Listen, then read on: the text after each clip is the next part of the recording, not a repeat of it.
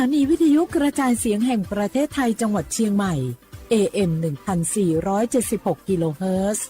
สถานีวิทยุภาคภาษาชาติพันธุ์แห่งเดียวในประเทศไทย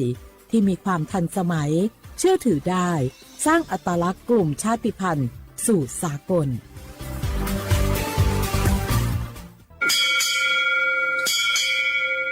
โอโบดะจ้าโอเบชอเปอร์เมอซุงคาป๊อกว่าย้อจงโอดูธรรมา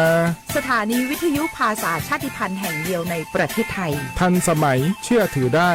แล้วพบกันที่สวทเชียงใหม่ AM 1476 กิโลเฮิรตซ์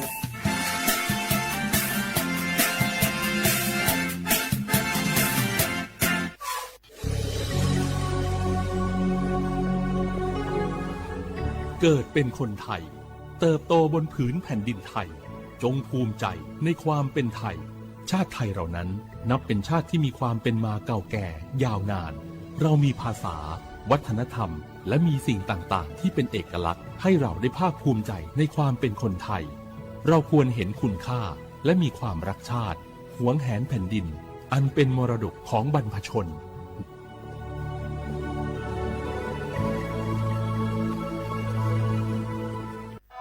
ฟ้าสลัวมัวแสงระวีส่องนกหยุดร้องวังเวงให้เงียบเหงามองฟ้าวันนี้เป็นสีเทาอกประชาหมองเศร้าระทมสวงด้วยพระราชธิดาพระองค์ใหญ่เสด็จคันไลสู่แดนสวงเสียงร่ำไห้สะท้อนสถานสวงพระเป็นดั่งดวงใจไทยประชา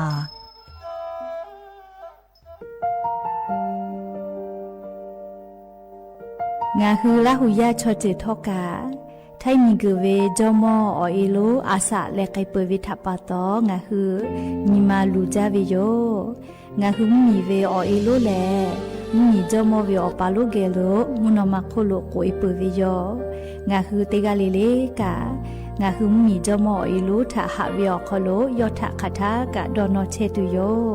งาออโตแลละหุชอเจเวอตาละหุคอเป้าเสมานะคะโบเพวิโย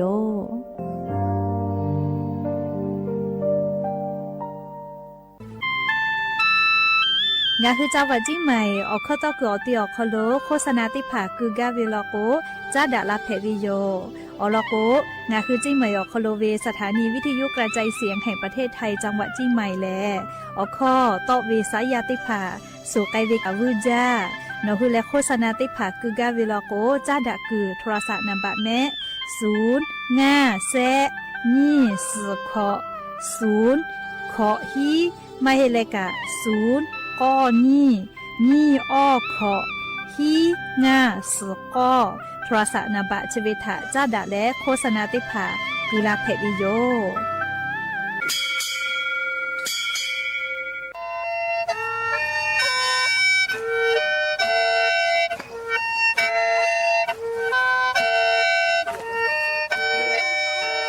หาเวอวิเอาเนียละหุยาเตกาเลเลทาตาอุยอยาเวอคโลละเซจาเลอไรกาอโบดาจาอคโลหะยูลาวิโยแมนอคือกากาเชเวอคตอคือเชแลจี้ใหม่ขอยาหลอยาอคตอคือออตี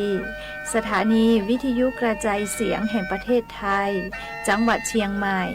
AM ติฮิโอฮาสจิคกิโลเฮิรตซ์ติไลปุตาเลนพอติพอ Facebook Fan Pageสวทเชียงใหม่ AM 1476พ่อไลฟ์สดติดต่อไปเชวิโยตินิเลเลมุหลอกกอวิออยาติชตินาลิตาและซาวูมุหลอกกอติชนาลิทาคาไกและมเผือวิออยาฮินาริควายตาและก็นาริทาคาไกติฮาเลเลงาคือละหุคอรายกาอโบดาจาต่อไปเชวิโยและงาออโตละหุคอเป้าเชเซมานาคาโบเมวิโยงาคือละหุยาติกาลิเลกาละหุคอพอนาเลออาชุยอละหุชอเจทะติแกโอกาปิดาเกเพวิโย ข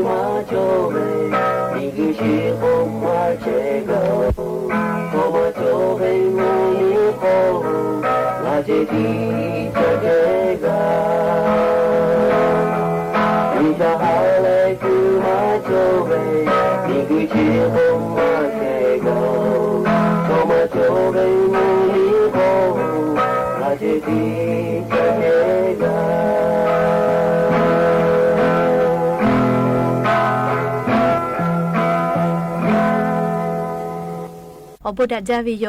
อย่าเพิ่งหาติปอทอกาดัจจาวิโยญอยาเฉาคลงงาคือติปอกอกะมีลาเลอชูป้าอุปาโลเชตาวิโยวิโยญละหุยาติภาเกอติแก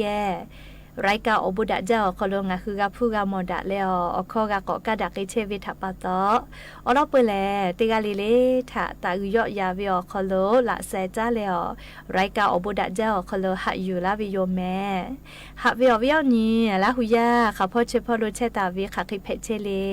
ติกาลิเลทอกะจาแม่ดอแม่แม่กะแม่ฮาเลดอซาปิแม่และยันวิโยยากะเชดิซอคลแลสเปเตญโยยะญิสหปาจุไรหาปาคโลหาปัสขอญิยะญิแลสุนเพวิโยและจะขอทอกาญิหิงาหาขอชกอขอไม่กาญิหิญิชขอขอและจะขอแลมุขอเพวิโยมุขอโกเวเลอิมุขอทะโกวิโยแม่และจะได้คือนคือกากาเชเวอเข้าต่อเกิดเชแลสถานีวิทยุกระจายเสียงแห่งประเทศไทยจังหวัดเชียงใหม่ AM ติฮิโอฮาสิจิขอกิโลเฮิรตซ์สำนักงานประชาสัมพันธ์ที่ 3 กรมประชาสัมพันธ์โยและ Facebook Fanpage สวทเชียงใหม่ AM 1476พอกาไลฟ์สดติดต่อไกเชวิโยไงคืออวิโอเนียละหุยาติแกละหุคอรายการอบดัจเจ้าคอโลพอนาเลอโอกาปิดักไอเพวิโยแม่และอย่าเพิ่งหาวิโอยากะอยู่เวลาตาวิซาตาลอติผ่าไล่รออยู่เวลาตาวิโยอคือเปิดตาแล้วอเลมือทักขกายติเกเชแล้วโอกาปิดักไอสิแม่จะได้คืออลอเปิดเตลอมูชามุยอลอทาติแกนาสิแม่ จีจอปากรมอุตุนิยมวิทยาพ่อยุคือฉันแต่นี่แล้วซาตาปิกาลาตาวิแลงาคือไทมิงกอคโลอย่านี่ฮาปัสขอหยอคโลกามูฮอมูยิลูพายุโซร้อนไม้สักก็เวชดีแลเฮจาเวตาอาแลจะได้คือออกากอยอละออกากอยอยาลาแลพายุดีเปรชานอคโลเชลเจยากนิเวตยาทาจะได้คือเลมูฮอมูยิจะได้ดีแลมณฑลกวางซีก็เวเลกวางซีก็เวให้ปั๊มเหมียวคโลแพะคือลาเชเวเจเรียกก็มูฮอมูยิรู้จะได้ดีงาคือแท่งเมียเล่เที่ยมาคือลาอยากคาทอกางาคือไทมิงกอคโลไลพ่อมูยิจะได้ดีทับปาตอมูยิลาจาวิโยหรือเลยกะคือลามาวิแลไทยเหมียวนาเตตอภาคอีสานไทมิงกอก็จะเตตอมูยิตอพ่อและไทมิงกอฮอเตตอพ่อกะอาจจะคือลาตาวิเจเลยก็ยันสาลียันเวียวยาคโลมูยิไขไกเลนาเลยยันฮาปัสขอนตาเลติชเตนิเวียยาคาไกงาคือไทมิงกอนาเตตอพ่อโลกามูยิจอมาฮิจิแม่เลติกาติติมูยิกาลามาจากไอตูเจเลไทมเหมียวนาเตตอภาคอีสานไทมิงกอก็จะเตตอมูยิตอพ่อยาคาไทมิงกอฮอเตตอพ่อมูยิอาจจะก่อยอยาลาวิเจเตยาชดิคือเลมัมมีป้าลมหอมมูยิติดีมือหือลาเชวิเจเลคาเตแลเล่ามีเวียน้ำเหมียวนาเตตอพ่อกะลุยตุโยเจคาเตแลงาคือไทมิงเกอลาเชืออาดามาเอาไทพ่อตุกมากาลาวิทัปปะโตมุหอยกะกุบาติภากะอาจจะตุกกอยอยากไอตุโยเจเลนิเวตยาธางาคือแท่งเหมียวนาติตอพอโลเลยยานี้มุยแตกาตาเวขันเปเซจววิเลก็เลขับพ่อมุยจอมาวิเลก็เลติแกนาสิแม่แท่งเหมียวนาติตอพอโลยานี้มุยเตฮาเวียขอเชเปเซเคเบหุตาวิเจมุยขอเชเปเซเบหุตาวิออติอคโลเชอาวิแลงาคือจังหวัดจิ้งใหม่จี้ไห้ลำปางพะเยาแพร่สุโขทัยกำแพงเพชรพิจิตรอุตรดิตถ์พิษณุโลกและจังหวัดเพชรบูรณ์ติดต่อพ่อเจและลิมุยีลามาจากอิตุเวกูแฮและฝากก็เวนะเลจังหวัดเมฮอซอจังหวัดน่านและจังหวัดตากพ่อจิแม่มุยีลามาจากอิตุโยเจมุยีลามาจาลือจาลาโกลาจลาฮาแพตอลาเวรูลูฮาลูติชเวลาเวเลมีปะเวอิกะถูเวชเดผาถาสติตาเลกูแฮและฟาและสาตาติภาคเดพ่อหาอยู่จิแม่เปื่อเลยยันยีภาคอีสานพ่อกาลีมุยีติฮาเวียขอเชเปเซเคเบหุตาลอแม่ปืตาเลยไทมิงกอก็จะเตตอขอเชเปเซมุญิตอพ่อสุเชเปเซไทมิงกอฮอเตตอมุญิอาจจะก่อยอยาลาลอเตฮาวิอคอโลเซเชเปเซจิแม่เปื่อเลยกุฏิพ่อแล้วก็ออเชเปเซเจเลยกุฏิพ่อออเชเปเซจิแม่ไทมิงกอฮอเตตอพ่อเลยจังหวัดยะลาพ่อมุยอาจจะยอยาเราล้อแม่เลไทมิงก็ฮอติดต่อพ่ออปูตุโกอาจจะแค่เราล้อมุยติผายาข้างาคือไทมุเหมียวนาติดต่อพ่อมุยจอมาเห็นแม่กูแห่และฝาตะก็วิโยเลชกามจีจอปากกรมอุตุนิยมวิทยาพ่องาคือเหมียวคอโลเลแพกไอเชเวียเจ้ายามุชามุยีมุกะมุหอพ่อจ้านดาวิซาตาลอติผาปีกาลาตาวิยูเวลาและลิงาคืออวิยเนียละหุยาติผาทาจะไคชุลากาลาวิโยแม่มุชามุยลอติผากากากานาไกเปเลขกว่าจะได้คือเกาะจ้าและบัตรสวัสดิการแห่งรัฐอลอกาลีอาจจะนาแกนสิแม่เลียววิยเนียละหุยาติผาจะได้คือเลอาจจะอย่ารัฐบาลกระทรวงการคลังพ่อเวรัฐมนตรีกระทรวงการคลังพ่อเวอลอซาตาปิกาลาวิแลปุลาตาเวติสอคโลเลกระทรวงการคลังพ่อกติปาติผางาหึมมียา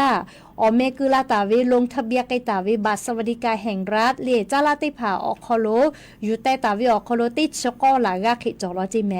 หาวิกว่าวิชอมาลาเวนะเลปุลาตาทาติชเสลากาพะเจติเวอยากให้จะขอเป้าสติปอกพอเลลงทะเบียนจเวอคโลงาหึมมียาเลโครงการบัตรสวัสดิการแห่งรัฐอคโลอเมกุลาเวลงทะเบียนลาตาเวคาเปติชกอลากากาวิเจยากนิเวตยาทาเลจะได้คือเวียยาวคโลฉันนี่แต่อินเชเวชินี่แต่อินเชเวอยาเพวิเจคาเดกฉันแต่อินตุโยจิแม่ AI กะเย่และชอกะเย่และเรียติแกกะชากิตุโยเจอลโกโครงการบัตรสวัสดิการแห่งรัฐอคโลแลหาวิวเวติผาทะเจติ ปีไกตุโยเจกาจากาดอวิชอติผาลก็มาปีจิแม่เกก็นิเวศยาทาเลปุลาตัทาบาสวัสดิการแห่งรัฐเอือเวอปิเตโมเลปุลาเวงาขอบยอยาวคโลติชุเซลานิเซกาภาวยอคโลกาชานิเวศยาทาเลเซป่าชอกะจอลอเจติผาลก็เพซาลาวิกะจอลอเจเลเพซาลาวิลก็หาวิกวิอโมขอมากะเชลนะเลเฮก็ขับปุยกันนะเลอสกอลงทะเบียนลาตาวิกางาลากะพะลอแม่เรียกให้เตและจียาเวติมูลติปอกอแม่ก็คือลาตาวิกาเตลากะพะเจเฮก็จะได้คือวิอยาเรียกขับปุยคากะขับปุยปอดาก็นะติชกอลากะจิแม่เรียกให้ก็จะเวขับปุยนะเลคาเดชันแต่นี่แหละกาลาตุเวติชสนีสหปาจุไรหาปาวิอยาอคโลโครงการบัตรสวัสดิการแห่งรัฐนี้หิงาหาขอชกขออคโลกามากาเวติผาอแม่ตอลาตุโยเจกาวิชอติผาลก็หิหาปาวิอยาอคโลตากะเกตุโย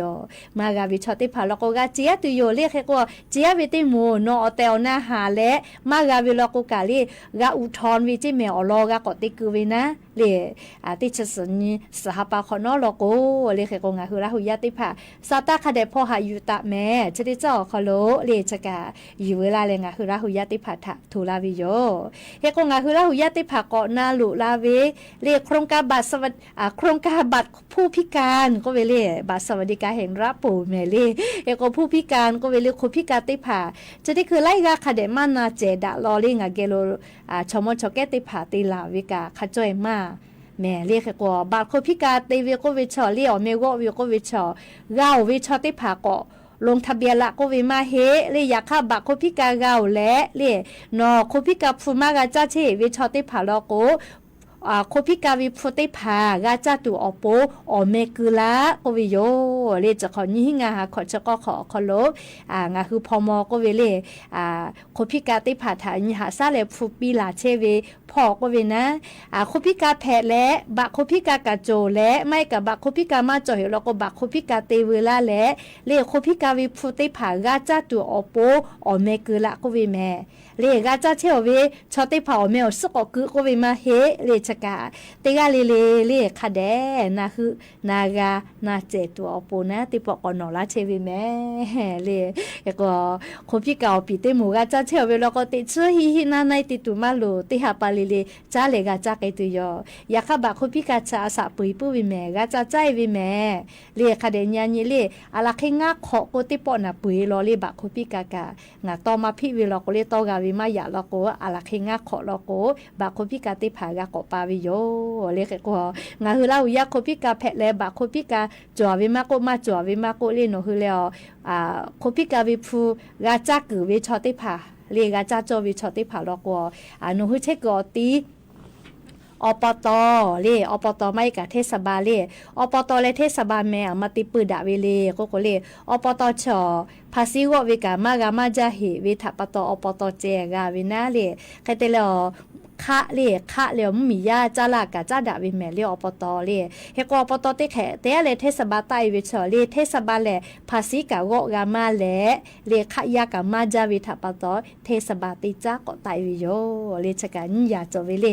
อปตเลเทศบาลนะเลเฮกอโนคืออปตเขอคอเชียกอปตเลจาจาได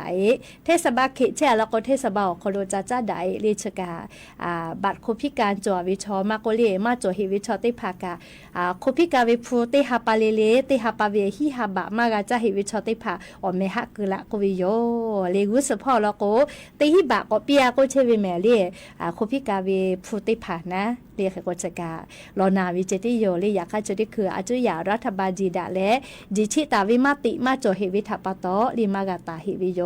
เลจะกานากาดะตัวปูทุลาวิโยเฮกว่าเลจะได้หาปาคโลกาติชนีสหปาจุเรหาปาคโลกาพุติดีก็กาตุโยอาชูกาตุเวเลก็เลจะได้หาปาติชนีสหปาจุเรหาปาคโลพุติดีก็กาเกตุเวเลเสมูจวิแม่ลิเสมูจวิแม่ลิอลอติมูชมชแกวิพูลิชมพูติผาจะได้หาปาติชญอคโลลุลาตุโยเจลิชมพูลิเฮก็ชมพูกะอาสาข้าสอบปีไกเชวิโยกุจแขไตวิเคลิเลอาสาสามารถก็สากามาวินะเฮก็ขอจะขอ วิอาตาวิโยเลชมพกวิชอขอจะขอคอโลเวติหมูแล้วก็ขอฮาบะสจะขอแล้วก็สฮาบะฮีจะขอแล้วก็ฮีฮาบะก็จะขอคู่แล้วก็ตีฮีบะกาวิโยเลชกาชมพูนะเลติชญยอคอโลชมชกเกติผาชมพูลุลาเกติโยเปื้อเลกาเลียจะได้คือเวียวยาวคอโลเล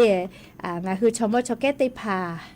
เลชมชกเกติผาบาทสวัสดิการแห่งรัฐจั่ววิติผาลอกกะนะเลบุรัฐติฮาปาเวติฮาติฮามากาวิติผาลอกกะบัตรสวัสดิการแห่งรัฐบัตรประชาชนคโลลูลาวิเมววิกาติดีกาเวเรียกว่าชมอเรียอาสาขอจะขอคู่เวบัตรสวัสดิการแห่งรัฐจั่วเวลอกว่าจะได้ฮาปาแลเรียบัตรสวัสดิการแห่งรัฐอคโลมอปาจาตุเวติฮิบะกาวิอคู่กาลิฟุกาติกาวิออฮาบะโกกาฮิวิโยลิเชชมอติผานะเล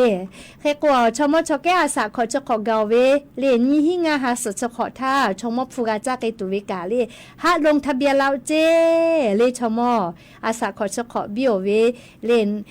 เนี่ยของปีงบประมาณเลนี่หิงาหาสจะขอเวปีงบประมาณอคโลชมอฟุติผากาจากไอตุเวเลอเมกุละก็เวลาแม่ชมออาสาขอจะขอกาวกะเนาะเลชมอฟูกาจัตูเนาะแม่มาจากเกลก็มากาวิโยแม่กาจากเกวิแม่เลขก็ชมอฟูกาจับเพวิชอแลไทยเหมียวเขาโลแช่เลยไทยวิบะจอเวอาสาขอจะขอบิโอเวนี่หิงาหาขอจะก็ขอเขาโลบิโอเวเลขก็ปอตาเวอฮาปาเลอขอแล้วก็เลฮาปาสนี่ก็ฮาปานี่หิงาหาก็ขอตาเลฮาปาสตีนี่หิงาหาติจะขอเขาโลปววิชอติผาเจเฮก็มากาจเฮวิชอมติผาเจติแม่ลีกาเวลาโกกาเชวิทับตออสก็ลงทะเบียนตุมาโลเลชอชมอาสาขอจะขอบิลาเวชมติผาปีงบประมาณนี่หิงาหาสจะขอท่าชมฟูกาจากไอตัวอโปนาเลอเมฮักก็คือละก็วิโยคากะคือเวเลก็เลเทศบาลมาก็อปตโยเลนคือเชตวิเขตเทศบาลก็เทศบาลเลอปตก็อปตกาจากคือวิโยแม่เลจะกะอยู่เวลาแลงาคือราหุยะทะทุลาวิโยเลชออลอติมูเลชมติผาติชนีสหปาจุเรหปาทาลกฟุติดีกาตุวิชมฟูนาเลเปื่อแลนิโมติมูยายด้วยติผาหายาโกยาเยกาโคโลปอลาตาวิกาอาจุยารัฐบาลยาเอฮูเวเลกากาฮูลาวิโกนาติหาปาวิโคหาบะกาตาวิจวิโยเลชวิกาจะได้หาปาติชญอโคโลลุลาตุโยเจเลงาคืออปอยติผายาปวาวิตาปอลาวิติหาปาตาเลอาสะขขะไกเลยายติผาปอลาวิทาเตหาปาเวียขอฮาบะเคกาลาเชวิโยเชวิกาลิโนฮือจะลงทะเบียนวิแม่ยายปอลาเลมาจะลงทะเบียนแล้วลิเตหาปาวิฟุขอฮาบะลุลาวิมาหิแม่โนฮือแล้วลิยายปอลาเลเตหาปาวิยายกากาฮูลาวิโครงกาชอคโลโนฮือกาลุยเลฟูฮือกาวิลโกนาลิกาคือกาจอวิชอติผาลโกนะอเมกาจะคือวิโยกาจะลงทะเบียนวิโยยากลงทะเบียนคืออติแลลิแอปพลิเคชันเป๋าตังกับเพอเจแอปทางรัฐกับเพออยากค่ามาสวิลโกลิโนฮือเชกอปตมาโกเทศบาลคโลกาจะลงทะเบียนวิโยลิชอนิมุติโมเลยายติผาปอลาตาวิติหาปาตาเลอาสาขอขะไกอาจุยารัฐบาลยาเอกากาฮูลาวิโกวิโครงกาอคโลติหาปาวิขอหาบะปิลาเกเชวิโยเปื่อเลเซมุติโมติชนีสหปาจุเรหาปาอคโลฟูกาเกตุเวเลเลโคพิกาติโมเลโคพิการบัตโคพิกาจวาและโคพิกาฟูกาจัตูอโปเรียอเมกโอเวลงทะเบียนวิชอติผาโยเลแค่กว่าโคพิกาติผาปีเชวิกาเลียโคพิการเรียอาสาติชีขอห่อวิติโมลกัวเตหาปาวิติหิบะกาวิโยโคพิกาอาสาติชีขอโควิลโกเตหาปาวิหิหาบะกาวิโยเลขเตเลโคพิกาอาสาติชีขอโคเวบาสวัสดิการแห่งรัฐจววิลโกกาบาสวัสดิการแห่งรัฐออกโคโลกานิหาบะโกกาโกหิหาเลนิหาปอดาโกติหิบะกาวิโยเรียกก็เชเวแลโนคือธนาคารเลบัญชีพร้อมเพย์จ้าวิใบเลบัตรประชาชนแล้วธนาคารบัญชีจ้าวิติเผาคโลลุลาเกตุโยเจเลชกาติชนีสหปาจุเรหปาคโลเลลุลาวิพุเซดีเลอลอติหมู่ลโกบัตรสวัสดิการแห่งรัฐเลนิหมู่ติหมู่ลโก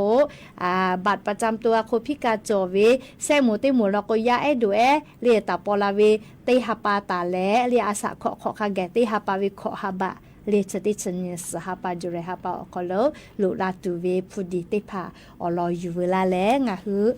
ลาหุยาเตพาทะโทมาลาวิโยก็จ้าเลเรอะโลและอย่าเพิ่งหาติปออยู่เวลาตาวิสาตาอลอติผาจะให้ไม่จะได้โยแม่กะพอนาเลอโอกาปิลาเชเวงะคือลาหุยาเตกาเลเลกาอบูจาแม่เตกาเลเลซแม่กะแม่ฮาเลดอซาปิอบูจา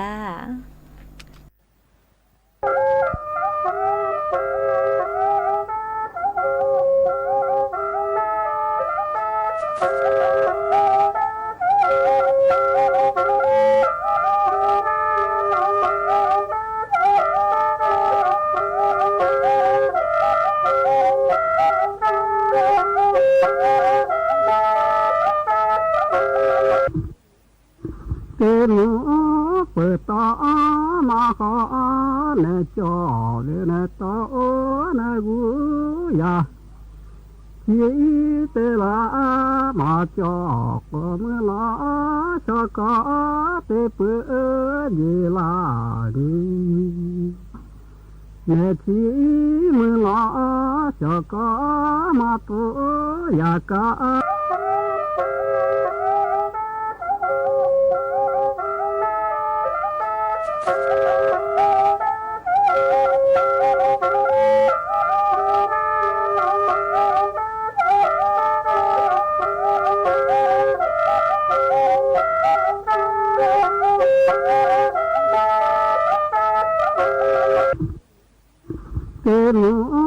เปิดตา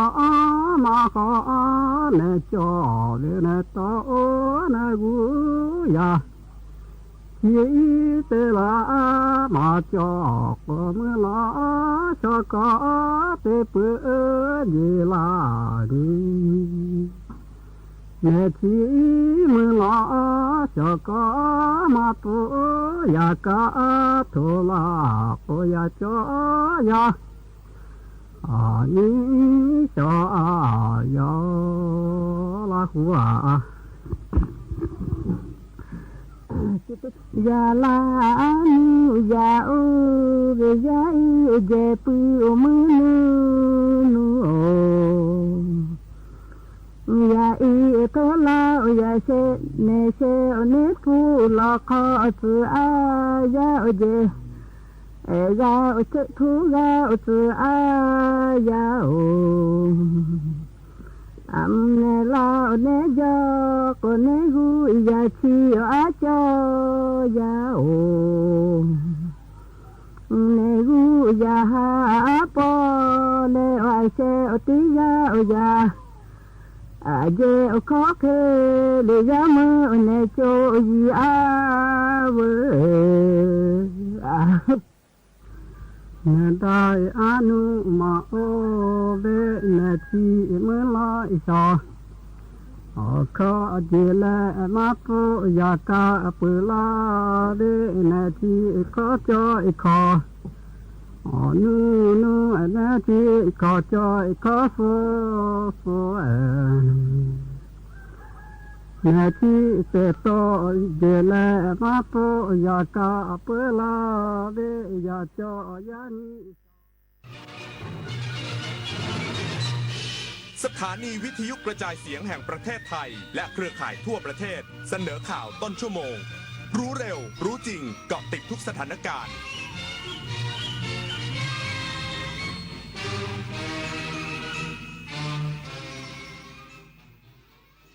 รับฟังข่าวต้นชั่วโมง 21 นาฬิกากับพิญโยรุ่งสมัย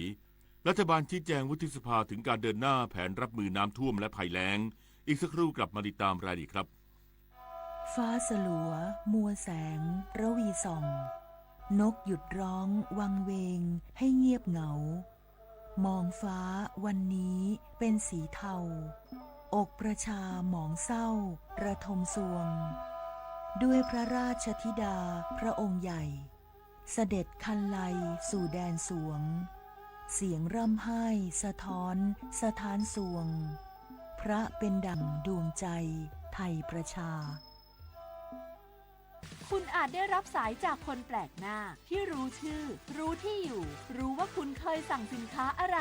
แต่อย่าเพิ่งเชื่อเพราะมิจฉาชีพอาจนำข้อมูลเหล่านั้นมาใช้หลอกบอกจะเคลมสินค้าให้หากไม่แน่ใจโปรดวางสายแล้วตรวจสอบข้อมูลกับบริษัทเท่านั้นตั้งสติทุกครั้งเมื่อรับสายไม่กดลิงก์ไม่บอกรหัส OTP ไม่ติดตั้งแอปตามคำสั่งรู้เท่าทันมิจฉาชีพป้องกันภัยไซเบอร์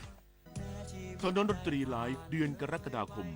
หาหัวใจให้เจอก็เป็นสุขกับคาราบาวและอาจารย์ธนิตศรีกลิ่นดีจอมยุทธคุยในตำนานวันจันทร์ที่ 13 กรกฎาคม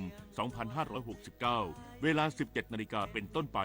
ณห้องออดิทอเรียมอาคารศูนย์ปฏิบัติการสื่อใหม่กรมประชาสัมพันธ์ถนนวิภาวดีรังสิตดินแดงกรุงเทพติดต่อเข้าชมโดยไม่เสียค่าใช้จ่ายได้ที่ Facebook ถนนดนตรีเรายังเป็นนักเดินทางกราบก้มบังคมบาทปิยราชธิดาพระเสด็จสู่ฟ้าปวงประชาร่ำให้ครวญนานาพระกรณียกิจในดวงจิตทวินหวนทุกเร้าเศร้าในสวงพระคือดวงใจไทยรัฐบาลชี้แจงวุฒิสภาถึงการเดินหน้าแผนรับมือน้ำท่วมและภัยแล้งพร้อมย้ำทุกหน่วยงานรายงานผลทุกเดือนจนสิ้นสุดฤดูฝนการประชุมวุฒิสภาวันนี้นายปริญญาวงศ์เชิดขวัญสมาชิกวุฒิสภาตั้งกระทู้ถามนายกรัฐมนตรีถึงแนวทางแก้ปัญหาน้ำท่วมซ้ำซากและการรับมือภัยแล้งในอนาคตโดยนายทรงศักดิ์ทองศรีรองนายกรัฐมนตรีได้รับมอบหมายให้ชี้แจงแทนกล่าวว่ารัฐบาลกำหนดให้ทุกหน่วยงานเร่งดำเนินมาตรการแก้ปัญหาน้ำอย่างยั่งยืนทั้งการจัดหาพื้นที่รับน้ำหรือโครงการแก้มลิงเพื่อกักเก็บน้ำไว้ใช้ในหน้าแล้งควบคู่การเตรียมความพร้อมรับมือฤดูฝนทั้งการคาดการณ์และแจ้งเตือนพื้นที่เสี่ยงการเตรียมเครื่องจักรและอุปกรณ์การตรวจสอบคันกั้นน้ำและประตูระบายน้ำการกำจัดสิ่งกีดขวางทางน้ำรวมถึงการเตรียมศูนย์พักพิงและเครือข่ายเฝ้าระวังในพื้นที่พร้อมกันนี้รัฐบาลกำชับให้ทุกหน่วยงานรายงานผลการดำเนินงานต่อคณะรัฐมนตรีเป็นประจำทุกวันที่ 5 ของเดือนจนกว่าจะสิ้นสุดฤดูฝนขณะที่กรมป้องกันและบรรเทาสาธารณภัยติดตามและประเมินสถานการณ์ร่วมกับหน่วยงานที่เกี่ยวข้องตลอด 24 ชั่วโมงและแจ้งเตือนประชาชนผ่านทุกช่องทางอย่างต่อเนื่องวาสนาตระเกตรายงานคณะกรรมการการเลือกตั้งประจำท้องถิ่นกรุงเทพมหานครคาดจะสามารถประกาศรับรองผลการเลือกตั้งสก.และผู้ว่าราชการกรุงเทพมหานครได้ภายในสัปดาห์นี้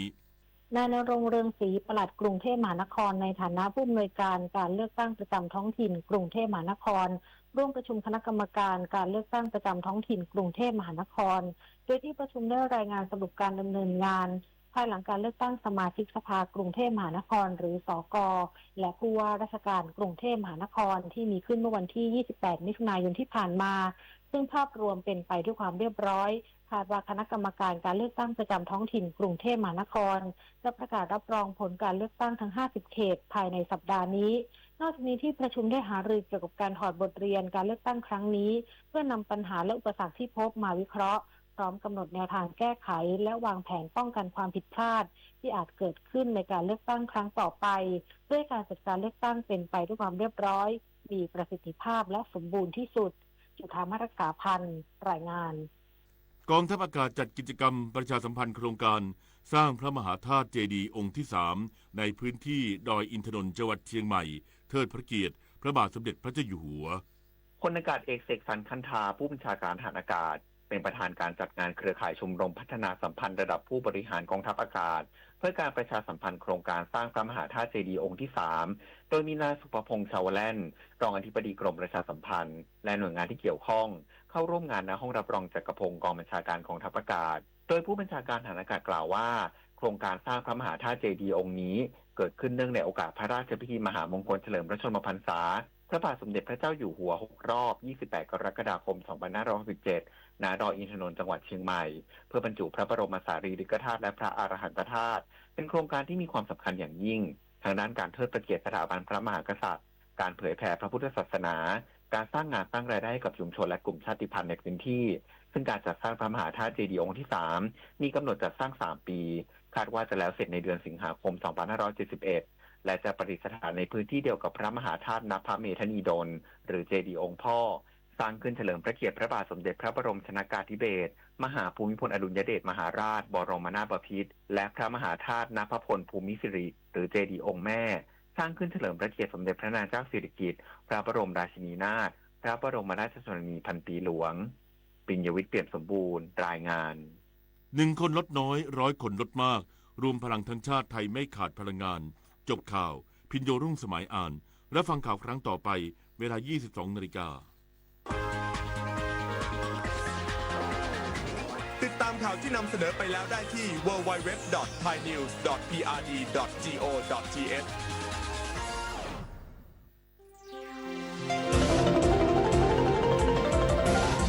วิทยุแห่งประเทศไทย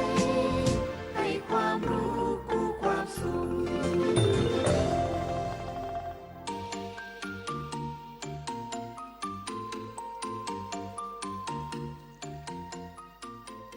ครบครันด้วยสาระความรู้และความบันเทิงกับรายการสาระสารพัน 21:10 น. ถึง 20:00 น.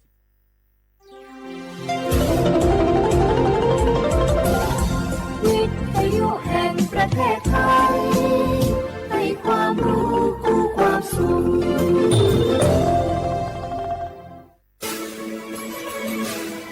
สถานีวิทยุกระจายเสียงแห่งประเทศไทยจังหวัดเชียงใหม่ AM 1476 กิโลเฮิรตซ์สถานีวิทยุภาคภาษาชาติพันธุ์แห่งเดียวในประเทศไทยที่มีความทันสมัยเชื่อถือได้สร้างอัตลักษณ์กลุ่มชาติพันธุ์สู่สากล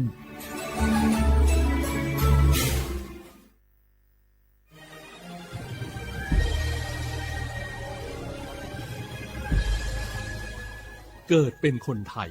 เติบโตบนผืนแผ่นดินไทยจงภูมิใจในความเป็นไทยชาติไทยเรานั้นนับเป็นชาติที่มีความเป็นมาเก่าแก่ยาวนานเรามีภาษาวัฒนธรรมและมีสิ่งต่างๆที่เป็นเอกลักษณ์ให้เราได้ภาคภูมิใจในความเป็นคนไทยเราควรเห็นคุณค่าและมีความรักชาติหวงแหนแผ่นดินอันเป็นมรดกของบรรพชนร่วมภาคภูมิใจในความเป็นไทย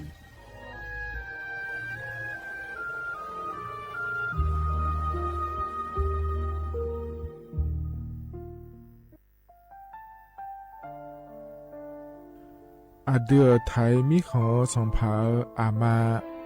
สมเด็จพระนางเจ้าสิริกิติ์พระบรมราชินีนาถพระบรมราชชนนีพันปีหลวงควยตาโอดาเลียกาชายันดาชอเนมาอายออามามิขอเปียวเนไทยมิขอกะดู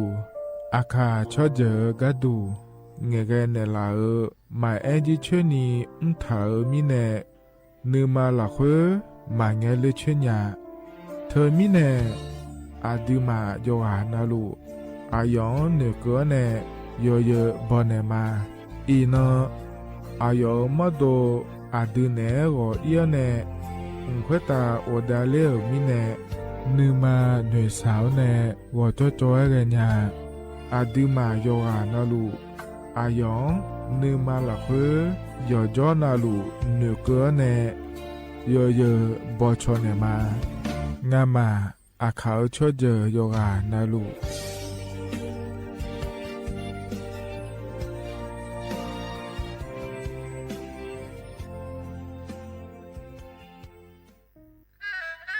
กราบก้ม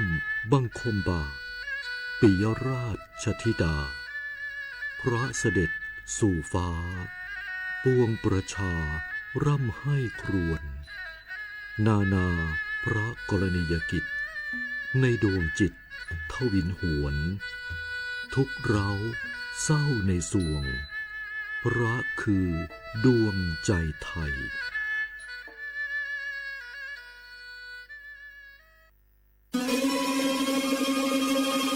ก้าวสำคัญมาถึงแล้วเจียงใหม่น ครหลวงของล้านนาสู่การเป็นมรดกโลกต่างวัฒนธรรมขององค์การยูเนสโก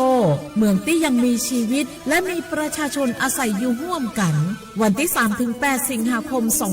2569 นี้สภาการโบราณสถานระหว่างประเทศจะลงพื้นที่ตรวจความพร้อมจังหวัดเชียงใหม่ขอเชิญชวนภาครัฐเอกชนและพี่น้องชาวเชียงใหม่ทุกคนมาร่วมแรงร่วมใจพัฒนาปรับปรุงพื้นที่ทั้ง5ประตู4แจ่งตามแนวคูเมืองและ7วัดสำคัญวัดเจียงมั่นวัดพระสิงห์วัดเจดีย์หลวงวัดพระธาตุดอยสุเทพวัดสวนดอกวัด7ยอดและวัดอุโมงค์ช่วยกันดูแลให้สะอาดงดงามคงคุณค่าสถาปัตยกรรมดั้งเดิมเพื่อต้อนรับการตรวจครั้งสำคัญนี้ร่วมกันร่วมสนับสนุนเจียงใหม่สู่เมืองมรดกโลกต่างวัฒนธรรมโดยสวท.เจียงใหม่สำนักงานประชาสัมพันธ์ที่3กรมประชาสัมพันธ์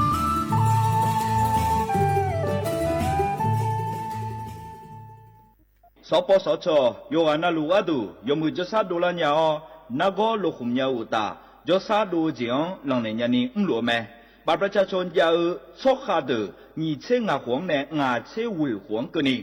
ข้อติบัตรยักความดันเบาหวานชดเชยวัณโรคมะเร็งขาแม่นาโกชดเชยยินกลายพันธุ์ของมะเร็งเต้านมมะเร็งอัดเชื้อแมมโมแกรมห่ออัลตราซาวน์แนชดเชยมะเร็งปากมดลูกชดเชยบอูมะเร็งนากงาลาและดอเฉียงเชโฮบูเดียงเชโฮขแม่เสดงเชลสิญญาเจมอนาสปสชติซุ่มจำยอสปสชเขต1เชียงใหม่นากาจำยองาซุ่มญีเยงาซุ่มงาปโยดามโอเดนากาตีโกจำยอนึมานากอนาลูเดนากาติซุ่มญีซุ่มโยกานาลูก็ดูไม่ได้ฮัลโหลสวัสดีครับพี่น้องอายุอันนี้เดือขยาวโฆษณาไกกะกอสถานีวิทยุกระจายเสียงแห่งประเทศไทยจังหวัดเชียงใหม่พบปานเนบีเคฮอมอนาแอออนหลีญาเมเจสถานีวิทยุกระจายเสียงแห่งประเทศไทยเฮนาอย่าซิมก้อนบีเอดูอย่าล้อนแต่ช่องหางละหาเชลกับปจักกันเนอดูโฮอีสอนีกามาลาวเนกามองขากากาอีกุญญาอายุเนียวโฆษณาบีเกหมอญาแลนึงมาอ้อนนากาไงเหลียวแนไงชนยังง่ายีเนียวนากาสมบูรณ์นะคนนี้จำยองาซุมีสีโกจำยอโกเย่และงาเดใจที่โบนะคนนี้จำยอเวนีโกเย่งาสีเวและงายีเนียวมาเจอเกญา我是下面โอโบดาจ้าโอเวชเปอร์เหมยสุงคาปอกว่าเนื้อจงตัวดูธรรมา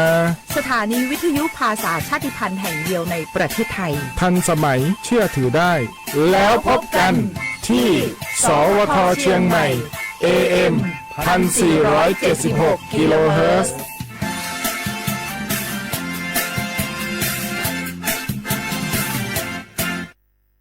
ข้าชอแม่นู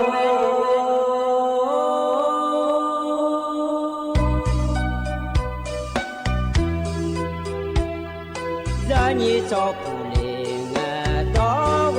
ทุยาคาเบรานีจอโมเลงดองชอยาคาเบ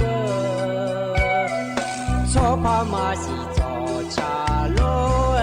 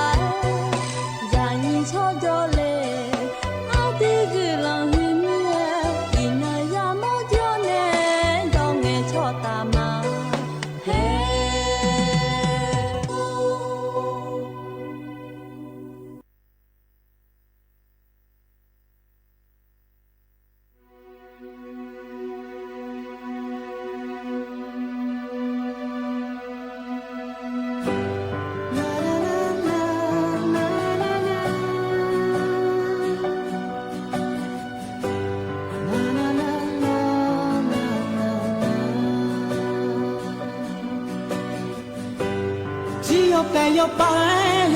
nga nyunga no ta jong la mo bu bu ye ye kha le one ye alana no yo ga gunya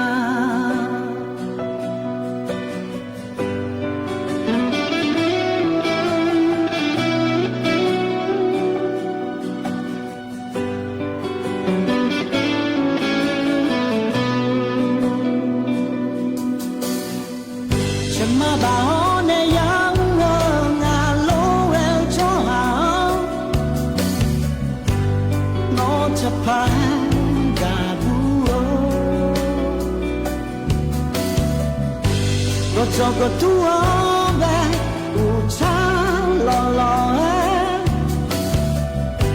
lo ya mà bin phơ nhà ca sa le mia lo bé ca sa le mia por mi ca te ja te manga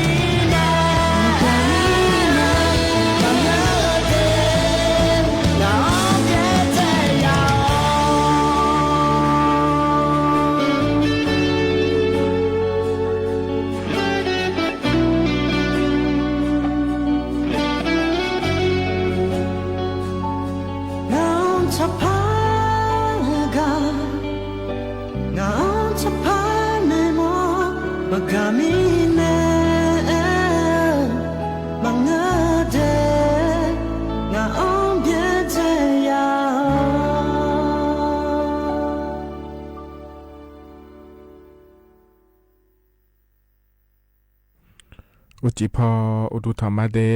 อเยนี้มีของยา โยกานาลุเนอรอเยเนียวเยเนียวยุมจีนาจอนเจอทีนองเนาะชาลาแม่เยเนียวรอวันจันเงเนาะงานในเยนี้เธอมีแน่รอเยเนียว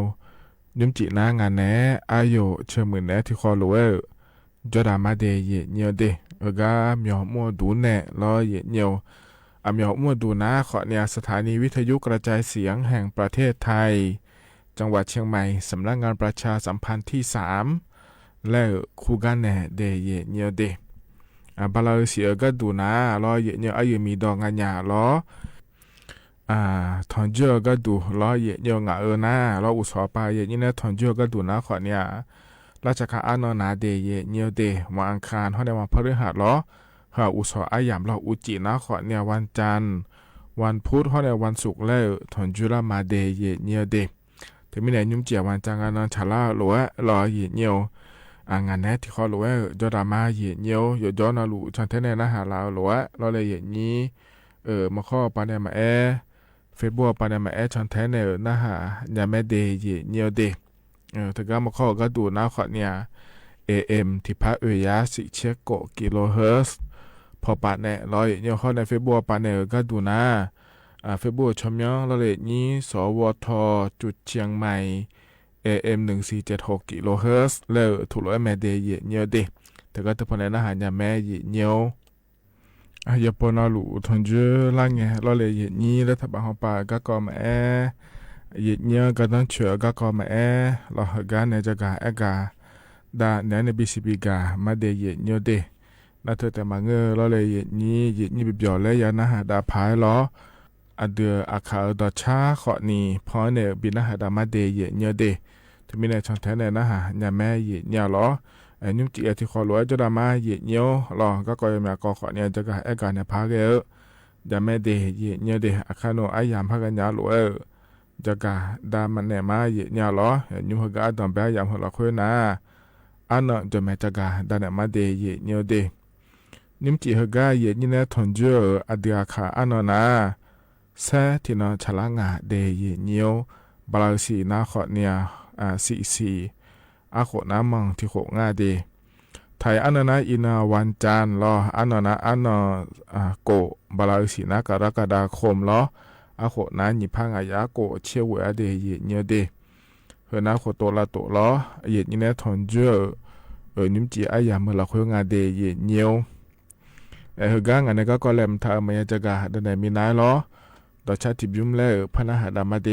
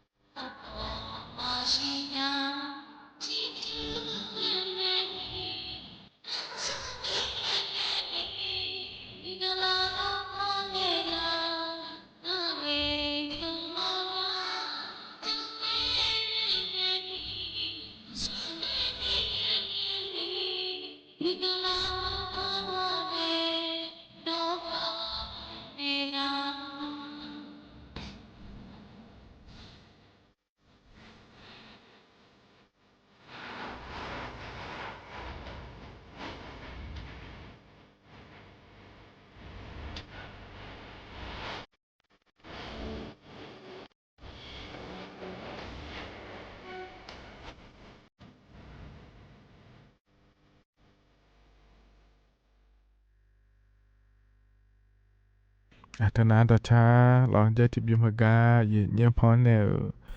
บินาหดาลอเลยเย็นนี้โยฮานาลูยานาหับโยดูเย็นเนี่ยล้อจุลปาลาเนี่ยนะฮะล่าโยฮานาลู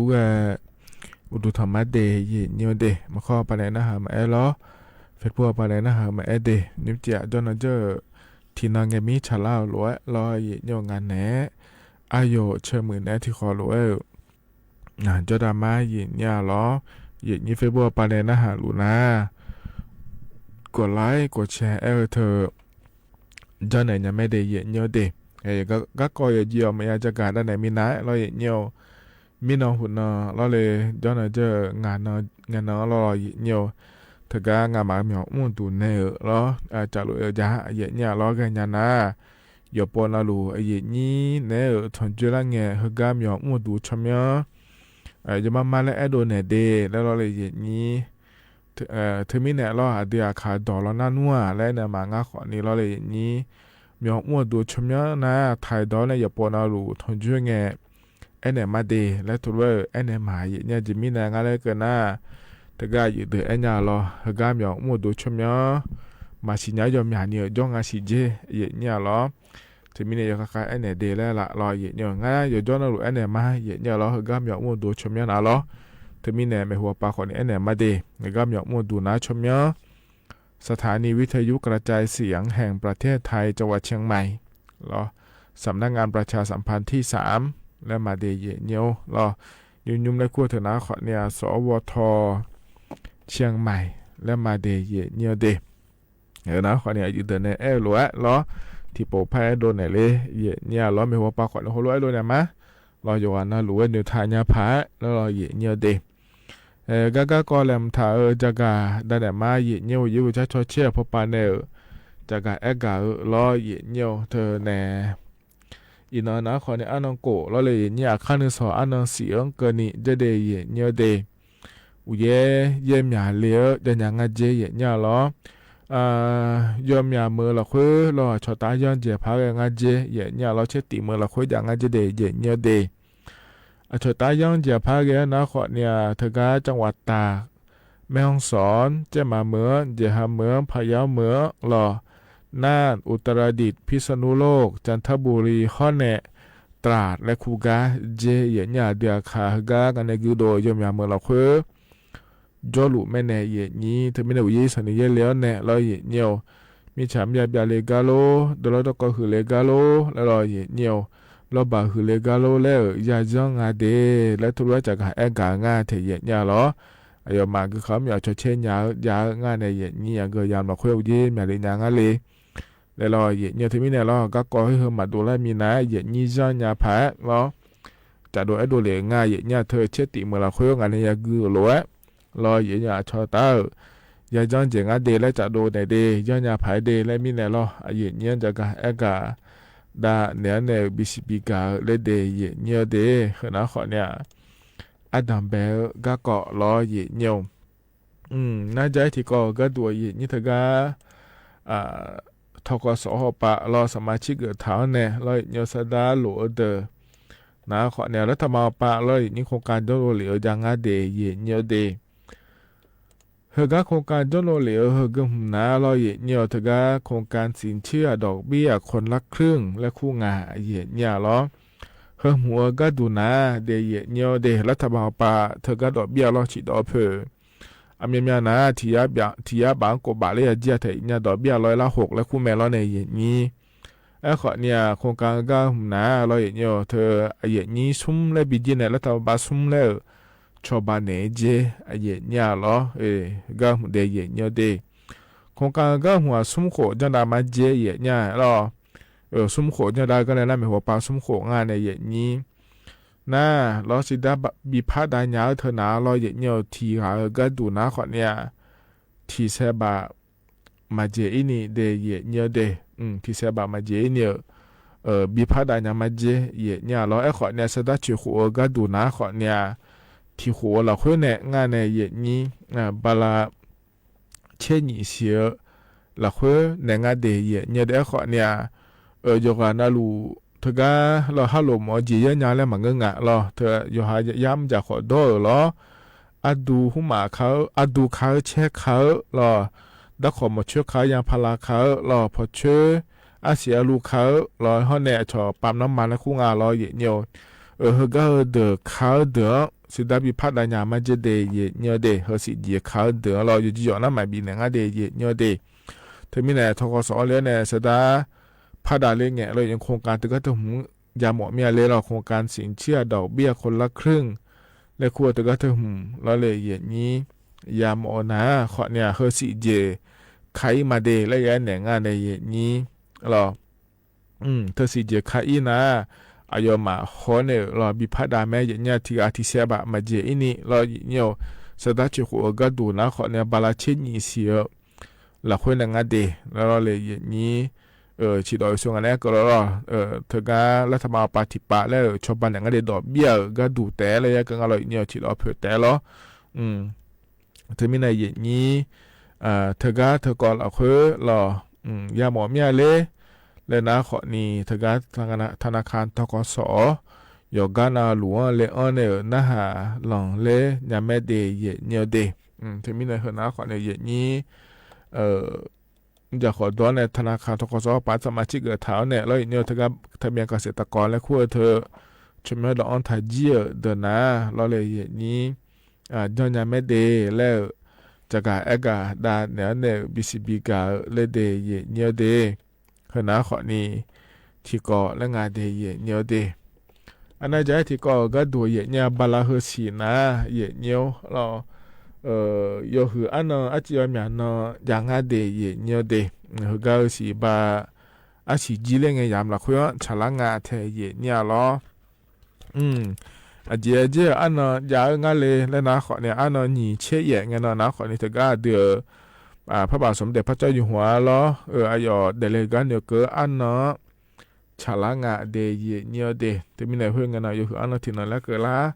ข้อเนี่ยอันนั้นนี่เชื่อว่าอย่างนั้นนะนาขอเนี่ยไปซื้ออันนั้นคืออันนั้นแล้วฉลางาเดเยเนี่ยเดเฮงนั้นก็ดูนาขอเนี่ยวันอาสาฬหบูชาและขั้วอันนั้นฉลางาเทเยเนี่ยหรอดูด้วยก็เจก็งาเลยและอันนั้นอายามกระนาขอเนี่ยที่โปแล้วพระจักรเอกาด้านเนี่ยมาเดเยเนี่ยเดเฮงนั้นกระนาหรอข้อเนี่ยใจที่นั่นก็ดูนาขอเนี่ยอันนั้นสมเชลอยเนียวอันนั้นสมเชียบาลาเสียนะขอนี้เถอะกาวันเข้าพรรษาและครัวอันนั้นพัชาล่างอาเดยเนี่ยเดทมิเน่รอบาลาเฮเสียนะรอเยเนียวอันนั้นนี่เชียนี่เชื่อว่าเนี่ยสมเชเฮสมเนาะรอเลยนี้ราชการป่าก็ดูนะขอเนี่ยก่อนนะอันนั้นชาล่างอาเดยเนี่ยเดยนี้เพื่อไงยามเราคุยแล้วเธอแหนราชการบ้านหยองมัวดูเยอะโหลดละขอในเพื่อมาคูเนี่ยอย่าเยอะง่ายในนี้อย่าเจมาเจงอันนั้นนี่ชี้อย่านี่เชื่อว่าสมเชียงล้อแล้วงาบัตรประจำตัวประชาชนขวดเยี่ยก็แล้วไม่เล่ให้เพื่อนนักพัชเล่งเล่แล้วนะรออีกเนี่ยมาจีมีนายขอนี่จังหยาเดจังพาเธอหัวเลยอย่างนี้ใบขับขี่หุ่มมาจังขอนี่เงอแล้วรออีกเนี่ยราชการบ้านหยองมัวดูล้อหยอกการน่าหลวงเดย์เนี่ยเดแต่ที่มีนายอายามาก็แล้วมีนายจอมยาจงถ่ายเลี้ยงานในนี่จะยามแม่ยามมันก็ขอเพื่อนกันก็แล้วนะพิเทมิเนี่ยเราเนี่ยมาพังเดย์เนี่ยเดสุมนอเลจะจ้าพระพิเทมิเนี่ยอายามาก็แล้วมีนายเราเนี่ยจะกาเอกาดาเนี่ยบิสิบิกาเลเดย์เนี่ยเดเฮนายุมอัดดังเบอายามเฮละคุยล้อเนี่ยเนี่ยทองจุนเนี่ยจะกาเอกาดาเนี่ยบิสิบิกาเดย์เนี่ยเฮกันหนาวเนี่ยร้อยเยเนียวต่อชัดทิบุมแล้วพนาหาดามาเดเยเนียวเด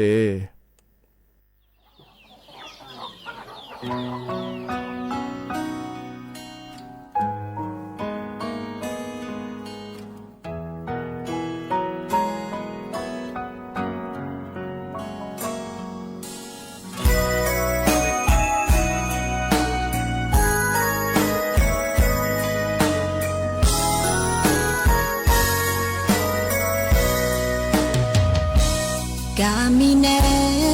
อันนี้สีดงบีจีเล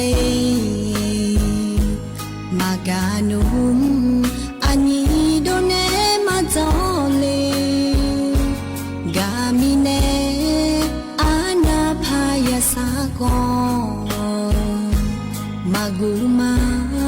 anidong gamine ado ang ninuga bijima gamine ada ama biazone ado hane anidole malong gambada yo tina umpuli inang kala adono anyang biazale ngawena anigange ado bemagangai anani pagaseko ado anyang biazalemi wosamia do aniba Magau mangode ado anyo dama magalonum doge mashele mawo mangeini anya tigadema mashitizi zinge koigale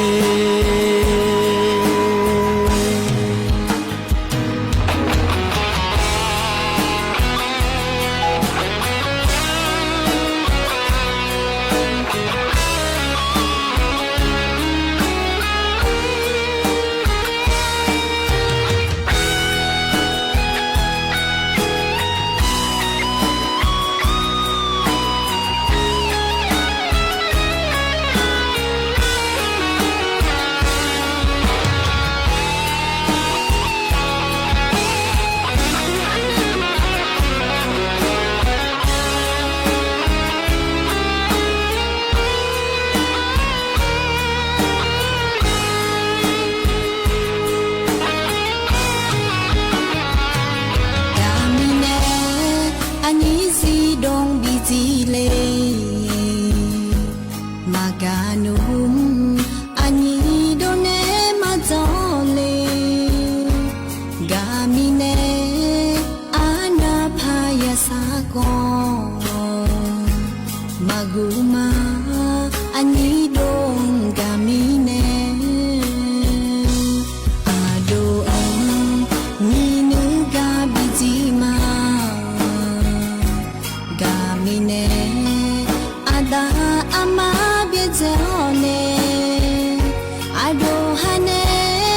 ani zole malong gambada yo tina umpuli inang kala adono anyang biazale ngawena anigange ado bemagangai anani pagaseko ado anyang biazalemi wosamia do aniba inang kala adono anyang biazale ngawena anigange ado bemagangai anani pagaseko ado anyang biazalemi wosamia do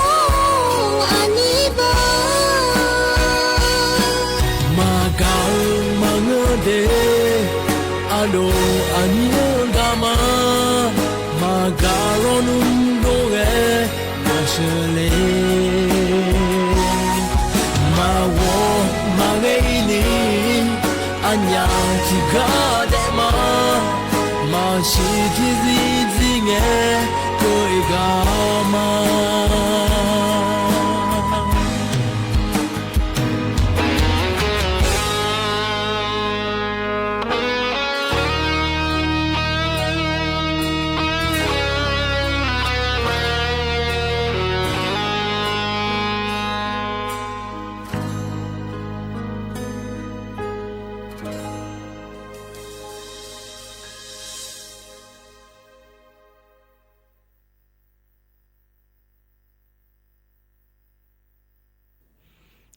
ธนาล้ออาคาเรคคอร์ดเนชาดอชาเหยียเนี่ยล้อกะพอแน่บินาหาดาล้อยกานาลูเวยานาหาเบียวดูเหยียเนี่ยล้อกะจนอปะลาเนนะหาลาเหยียนี่ยกานาลูเวอุดุธรรมะเดเหยียเนี่ยเดมาขอปะเนนะหาแม่ล้อเฟซบุ๊กปะเนนะหาแม่เดเหยียเนี่ยนิมจินาล้อเหยียเนี่ยงานแหนอายุเชื่อมือแน่ที่คอลูเวจอดามาเหยียเนี่ยล้ออยู่ซื้ออาดัมเบียยามละเคนาขอเนี่ยรัฐบาลปากะเกาะล้อเหยียเนี่ยจะกะเอกาดาเนี่ยในบิสิบิกามาเดเหยียเนี่ยเดมีเนี่ยล้อเหยียเนี่ยนะหามาดอนตัวนะขอเนี่ยจนอปานาขวเนี่ยแม่เฟซบุ๊กปาเนี่ยนะหานาล้อเลยเหยียนี้ล้อเหยียเนี่ยกะเกาะแหลมเถอพระจากาเอกาดาเนี่ยญาเหยียเนี่ยอินุมนาล้อเลยนี้เธอเนี่ยเยอะล้อหลงเงล้อเหยียเนี่ยเธออยู่ฮาโลมาจ้าเดินนะขอเนี่ยมือเราค่อยจ่อเดินนะเธอเนี่ยออนไลน์ปาเนี่ยโลขั้วเนี่ยบิสลาเนี่ยบิถอยเนี่ยเธออย่างง่ายแล้วเนี่ยอย่างนี้เฮก็เดินนะขอเนี่ยเราออนไลน์ปาเนี่ยช่วงหาถอยเธอหนาเลยเนี่ยชออะไรเดอร์แล้วคู่งานเธอก็ถอยเดือเราเลยอย่างนี้ไรเดอร์ก็นำมามันนี่นะพลาดตัวอย่างเนี่ยขอเนี่ยทรคู่แม่อย่างเนี่ยชอบแบบถอยเธอหรอแอปพลิเคชันแล้วคู่ปาเนี่ยอย่าอย่างนี้เราอยากคู่งาคู่เงี้ยเราเนี่ยแต่ก็นักขันที่เธอนะเราเลยนี่อยู่หาจอมีชินิปาละเกินเนี่ยทลาละเลยบาทอยู่หาในโลดัวทหารเนี่ยเยอะเธอเราเนี่ยอินุมเขาเลยหรอลูกคนเนี่ยมีอะไรจอเดียเนี่ยเดโลเคมาโลมาเราเนี่ยอินุอาหูบานาบังและสอถ่ายเนี่ยคนนี้อินุมนะเราเนี่ยแล้วถ้าว่าปาเราย่อปาจันฉาเนี่ยบิงอนยาละไม่ได้เดินนะเราเลยเนี่ยคนนี้มีอะไรเราเนี่ยโอ้เรื่องงอเดินนะคนนี้ชอบไปขับขี่สาธารณะและคู่งานเนี่ยเราชอบหาอย่างถอดหามีเนี่ยเราเนี่ยย่อหาโลเคงอโลอยู่มาเดินนะเราเลยนี่ย่อหาก็ดูแต่นะเราไปขับขี่เธอส่วนบุคคลและคู่เธออย่างงั้นเถอะเนี่ยย่อหาก็ดูแต่เดแล้วเนาะไอ้คนนี้ย่อถอนเนี่ยอย่าละนะพยายามจีมีเนี่ยเราเนี่ยเธอมีเนี่ยเราเลยนี่เธอก็ไปขับขี่สาธารณะและคู่เธออย่าจ้องหลงอย่าเดเนี่ยเดจ้องหลงยิ่งนะขอเนี่ยเธอเนี่ยอันหนุ่มยาเลยซ่องงานเนี่ยขอนี่ยุ่งมีงานเนี่ยจ้องงานสิเจเนี่ยหัวเรือกำมุลวดเดอเราเนี่ยหัวเรือช่วยนะถอหาเดอไปขับขี่สาธารณะและคู่เธอมาจ้องงานสิเจเดเนี่ยเดเธอมีเนี่ยเราอยู่มาอายามบินเนี่ยง่ายเนี่ยอันนั้นสมเชบาลาเวเสียงเกินนี่เดเนี่ยเดแล้วเธอก็อันนั้นสมเชบาลาเวเสียงเกินนี่อายามบินเนี่ยไปขับขี่สาธารณะและคู่เธอมาจ้าเดอนะอันนั้นติบาลาเชเสียงเกินนะโลมาพับบิงอนเนี่ยโลเคมาพับบิงอนเนี่ยเจเนี่ยหรอเธอมีเนี่ยหัวเรือกำมุลวดเดอที่อันน่ะหรออยู่หาอายามยังไงรู้แต่หลังเราชอบอาชีพเสริมและคู่งานเราเนี่ยสตาร์โปหลังเราเลยอย่างนี้ยอมาเราอายามเกินละเงี้ยเราพิเทนมาบิงอนนะขอเนี่ยก็จะจ่อยเบอร์เยี่ยเนียวเธอก็มาปวดใจยามีเนี่ยเราอยากเกินงานเราเยี่ยเนียวที่มีเนี่ยยอมาเนี่ยอายามบินเนี่ยเราคุยเขาเข้ามาจอยเจเดย์เยี่ยเนียวเดย์ไปขับขี่สาธารณะและคู่เธอเดย์โลงอเดิมโลเคงอเดิมเราเลยนี่เยี่ยนี่หัวเราไม่รู้เดือดจ้อนะขอเนี่ยเธอก็เราเยี่ยเนียวสำนักงานขนส่งและคู่ก็เยี่ยเนี่ยเขาเข้ามาจอยยาพายจากาเอกาดาเนี่ยในบิสิบิกาเลเดย์เนี่ยเดย์เห็นนะขอนี่เขาก็รอนิ่มเจียอย่างนี้นะถอนเจออายามเฮลาคุยรอจากาเอกาดาเนี่ยในบิสิบิกาเดย์เนี่ยเขาก็หนาวเนี่ยรอตัวชาติบิมแล้วพนักหาดามาเดย์เนี่ยเด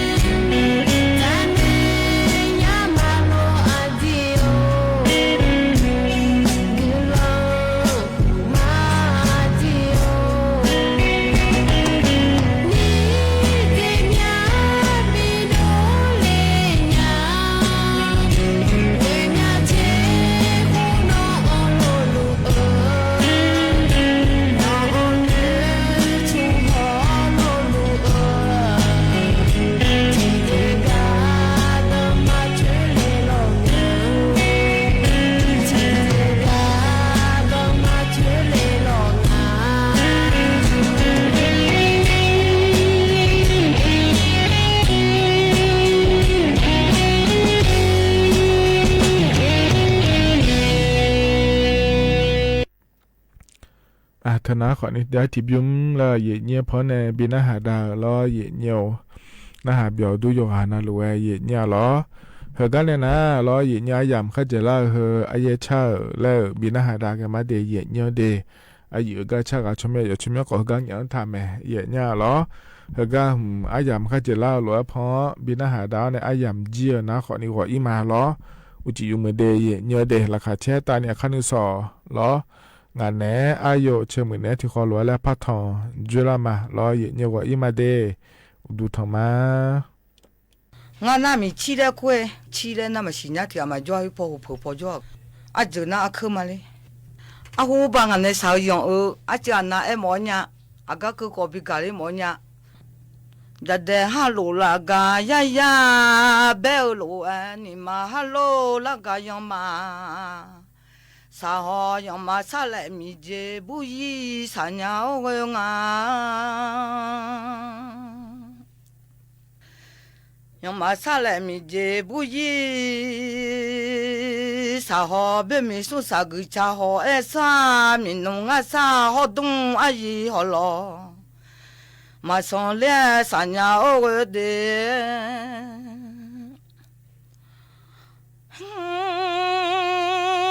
ยันยิงอาตาสาอาชอ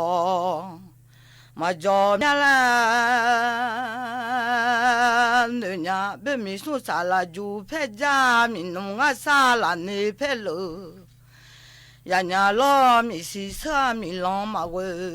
เลสัญญาโอเด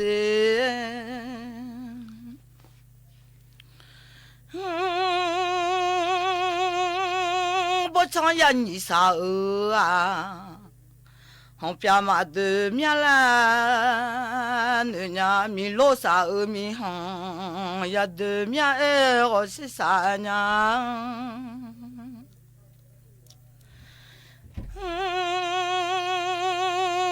ยันยิงอาตาสาอาชอมาจอเนี่ยละเนื้อเบมีสุสาลาจูเพจามีนงอาสาลาเนเพลยาเลหอมีสีเสื้อมีลองมาเวเลสัญญาโอเด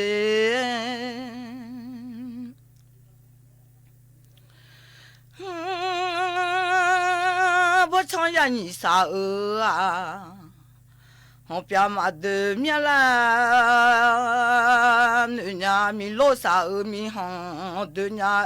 โอสิสามีงาจียาคือมา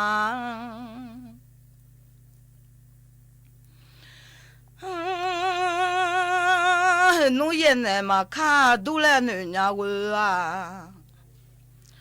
หนูเชบายเนมาข้าดูแลเนื้อมาบ่ยอเย็นเนมาหือนุ่มเล่นเนื้อหนูเชบายเนมาข้าเล่มาบ่ยอฮักข้าเลยบ่ชูลอน่านี่โซจอมีสาเลน้องลังหนูมาสายางที่เสดูลามาแลเนื้อเว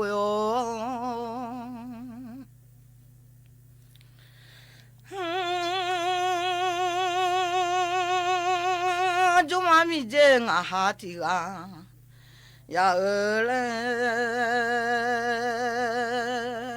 ยันยิงอาตาสาอาชอมาจอ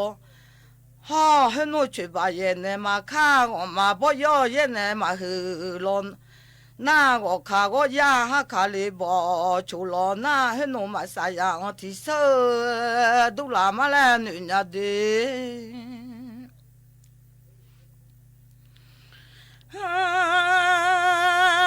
เบมีสุสากุชาหอสังล้อมีนงอาสาหอดุงอายีหอลอมาสอนหอยันยิงอาตาสาอาชอมาจอมีลาเนื้อยันยิงอาตาสาอาชอมาจอหอบ่ชอนยันยิสาลอนุ่งหอพยามาเดมีลามีโลสามีหองยาเดมีโอสิสาญา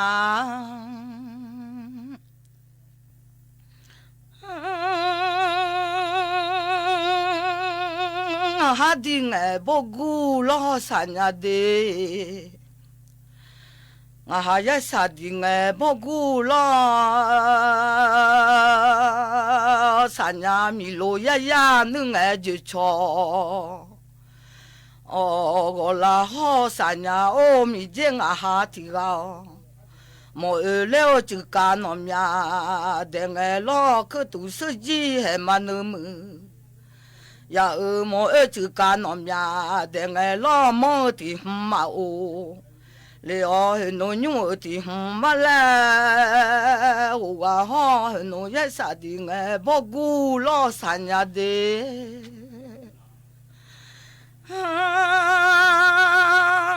mi lo ya ya nu nge ju cho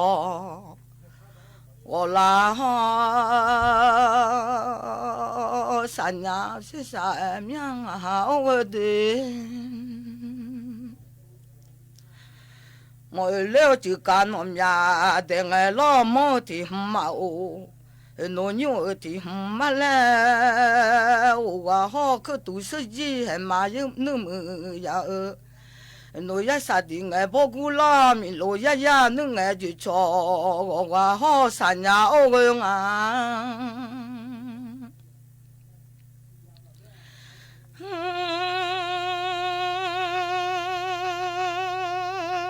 mi lo ya ya nu ngai ju cho wa la ho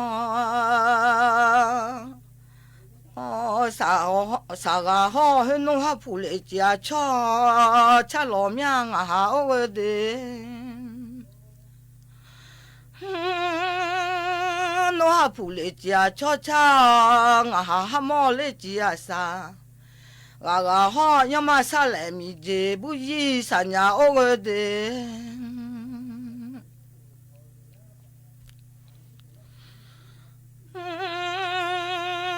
都上家牛少听啊，我看我呀哈卡里包球啊，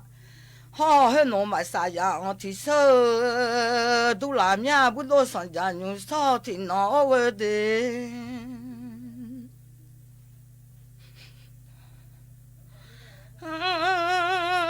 mi yo bo ama yo ke bo ama lo manga mi yo bo ama yo ke bo ama no no ya mi bo o che da sa don mia ya yo bo ji bo sa ga du mi la ma le nu me a ma ne bo la ko ye chi sum ma byong a ko ye chi sum สถานีวิทยุกระจายเสียงแห่งประเทศไทยและเครือข่ายทั่วประเทศเสนอข่าวต้นชั่วโมงรู้เร็วรู้จริงเกาะติดทุกสถานการณ์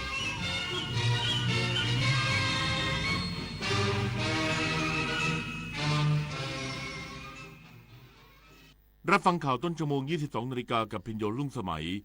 นายกรัฐมนตรีน้อมรับผลโพลที่คะแนนนิยมของรัฐบาลลดลงเร่งปรับกลยุทธ์การสื่อสารอีกสักครู่กลับมาติดตามรายละเอียดครับ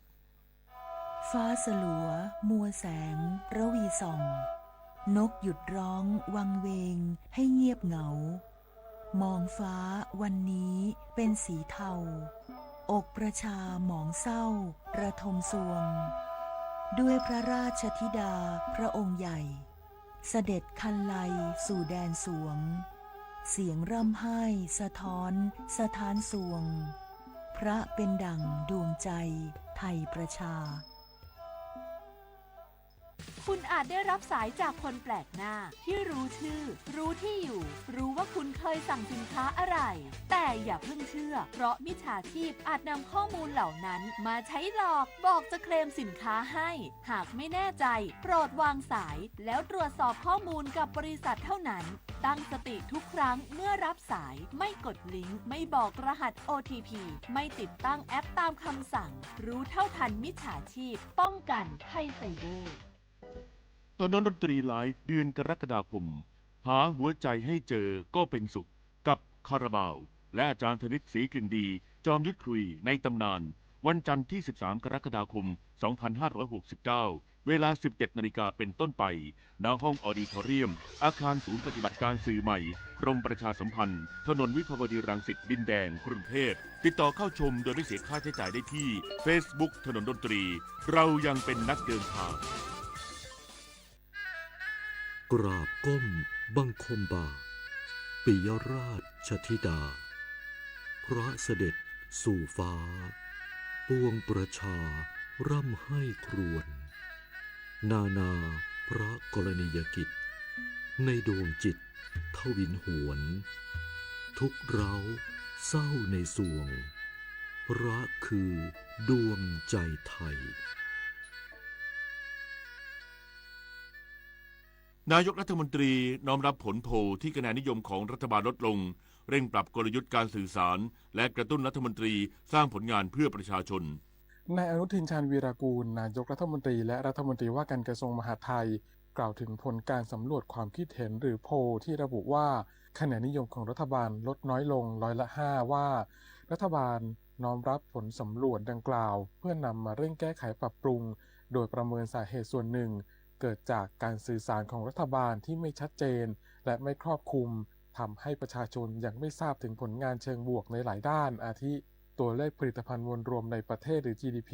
ที่เติบโตขึ้นเม็ดเงินลงทุนจากต่างชาติที่เพิ่มขึ้นเสถียรภาพตลาดหุ้นไทยที่ยืนเหนือระดับ 1,600 จุดรวมถึงความเชื่อมั่นจากนานาชาติในการสนับสนุนประเทศไทยเป็นสมาชิกองค์การความร่วมมือทางเศรษฐกิจและการพัฒนาหรือ OECD ทั้งนี้นายกรัฐมนตรีได้เน้นย้ำและตักเตือนไปยังรัฐมนตรีทุกกระทรวงให้เร่งปรับกลยุทธ์การสื่อสารและประชาสัมพันธ์ผลงานให้ประชาชนได้รับทราบอย่างทั่วถึงโดยการทำงานของคณะรัฐมนตรีจะต้องคำนึงถึงผลประโยชน์ของประชาชนเป็นหลักหากรัฐมนตรีคนใดไม่มีผลงานหรือไม่สามารถขับเคลื่อนนโยบายได้อาจจำเป็นต้องมีการทบทวนความเหมาะสมต่อไปศักดิ์สิทธิ์ประดับศิลป์รายงานกระทรวงคมนาคมเร่งประสานกรุงเทพมหานครเปิดลงทะเบียนผู้ขับขี่วินมอเตอร์ไซค์โดยทุกแอปพลิเคชันต้องทำตามกฎหมายอย่างเข้มงวดนายสิริพงษ์อังคสกุลเกียรติรัฐมนตรีช่วยว่าการกระทรวงคมนาคมกล่าวว่าจากการหารือร่วมกับนายสันติปฏิภาณรัฐนายกสมาคมผู้ขับขี่รถจักรยานยนต์ไฟฟ้าหรือ EV รับจ้างสาธารณะเพื่อติดตามการแก้ไขปัญหาวินมอเตอร์ไซค์และการบังคับใช้กฎหมายกับแอปพลิเคชันรับส่งผู้โดยสารโดยเฉพาะประเด็นการแก้ปัญหาวินเถื่อนการกำหนดอัตราค่าโดยสารการกวดขันกลุ่มขับขี่ที่ไม่มีใบอนุญาตขับขี่สาธารณะรวมถึงการเร่งรัดดำเนินคดีกับแอปพลิเคชันและคนขับที่มีพฤติกรรมสวมชื่อในระบบซึ่งสร้างความไม่ปลอดภัยให้กับผู้โดยสารทั้งนี้กรมการขนส่งทางบกอยู่ระหว่างทำหนังสือประสานกรุงเทพมหานครเพื่อให้ทั้ง50เขตเตรียมพร้อมเปิดประชุมรับลงทะเบียนผู้ขับขี่วินมอเตอร์ไซค์เพื่อขยายโอกาสและจัดระเบียบการให้บริการสำหรับกรณีการผ่อนผันให้คนขับขี่ที่ไม่มีใบอนุญาตขับขี่สาธารณะนำรถมาวิ่งผ่านแอปพลิเคชันได้จนถึงวันที่30กันยายนนี้โดยกรมการขนส่งทางบกกำลังเร่งกำหนดหลักเกณฑ์การตัดแต้มบริษัทแอปพลิเคชันหากพบว่าปล่อยให้ผู้ไม่มีใบอนุญาตมาขับขี่หรือมีพฤติกรรมรุนแรงคาดว่าจะเริ่มบังคับใช้มาตรการตัดแต้มได้ตั้งแต่วันที่1ตุลาคม2569เป็นต้นไปพร้อมย้ำทุกหน่วยงานและทุกแอปพลิเคชันต้องปฏิบัติตามกฎหมายอย่างเคร่งครัดหากฝ่าฝืนจะถูกลงโทษโดยไม่มีข้อยกเว้นนพศรแก้วคำรายงานปิดท้ายด้วยความเคลื่อนไหวการแข่งขันฟุตบอลโลก 2026 คืนนี้ทีมชาติสเปนพบโปรตุเกสเป็นคู่บิ๊กแมตช์รอบ 16 ทีมสุดท้ายการแข่งขันฟุตบอลโลก 2026 รอบ 16 ทีมสุดท้ายในคืนนี้ต่อเนื่องถึงเช้าวันพรุ่งนี้มีลงสนาม 2 คู่โดยคู่ที่น่าสนใจเป็นการพบกันระหว่างสเปนพบโปรตุเกสลงสนามเวลา 2 นาฬิกาซึ่งถือเป็นบิ๊กแมตช์ของรอบนี้สำหรับความพร้อมของทั้ง 2 ทีมเริ่มที่ทัพกระทิงดุทีมชาติสเปนที่ในรอบ 32 ทีมสุดท้ายเอาชนะออสเตรียมา 3-0 โดยเกมนี้ไม่มีปัญหาผู้เล่นบาดเจ็บหรือติดโทษแบนด้านทัพฝอยทองทีมชาติโปรตุเกสที่ในรอบ 32 ทีมสุดท้ายเฉือนเอาชนะโครเอเชียมาแบบหืดจับ 2-1 สภาพความพร้อมของทีมไม่มีปัญหานักเตะติดโทษแบนหรือได้รับบาดเจ็บโดยเกมล่าสุดเจอกันในศึกยูฟ่าเนชั่นลีกรอบชิงชนะเลิศเมื่อปีที่แล้วเสมอกันไป 2-2 และเป็นโปรตุเกสที่ชนะจุดโทษไป5-3ส่วนการแข่งขันอีกคู่สหรัฐอเมริกาเจ้าภาพร่วมพบเบลเยียมเวลา 7 นาฬิกาปุริพัฒน์สอนการรายงานปิดไฟปิดแอร์เมื่อไม่ใช้ช่วยประหยัดค่าไฟลดการใช้พลังงานจบข่าวพิญโยรุ่งสมัยอ่านแล้วฟังข่าวครั้งต่อไปเวลา 23 นาฬิกาติดตามข่าวที่นำเสนอไปแล้วได้ที่ www.thainews.pre.go.th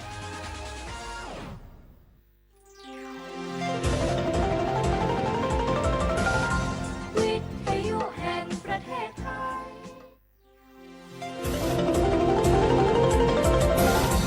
วิทยุแห่งประเทศไทย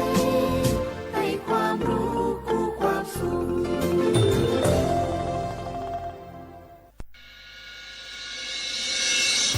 สถานีวิทยุกระจายเสียงแห่งประเทศไทยจังหวัดเชียงใหม่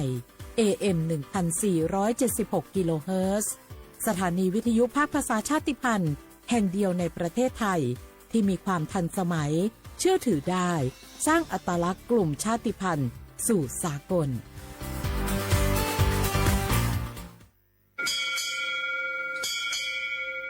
โอโบดาจ้า โอเบชอเปอร์ เหมยซุงคา ป๊อกว่า ย้อซง อุดูธรรมา สถานีวิทยุภาษาชาติพันธุ์แห่งเดียวในประเทศไทยทันสมัยเชื่อถือได้แล้วพบกันที่สวทเชียงใหม่ AM 1476 กิโลเฮิรตซ์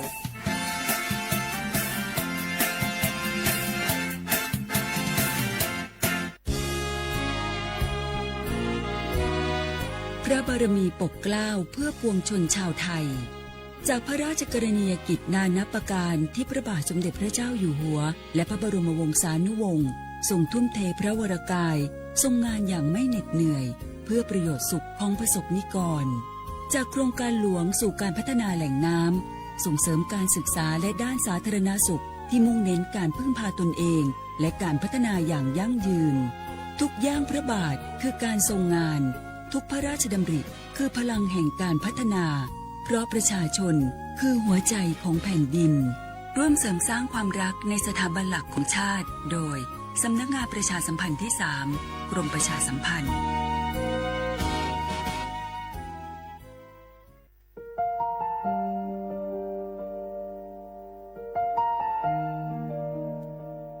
ขอน้อมเกล้าถวายอาลัย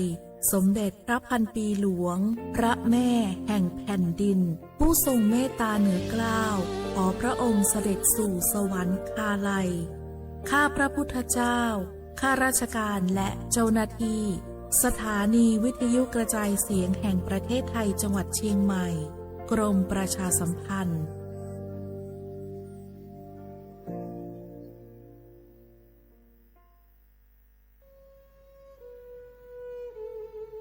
ภูนทเวศทั้งแผ่นดินมิเหือดสิ้นน้ำตานองอกสั่นพรั่นไทยผองกรองความเศร้าโศกาดูนอัดสุชนบนใบหน้าน้ำตาฟ้าหลั่งเพิ่มพูนร่ำให้ทวีคูณ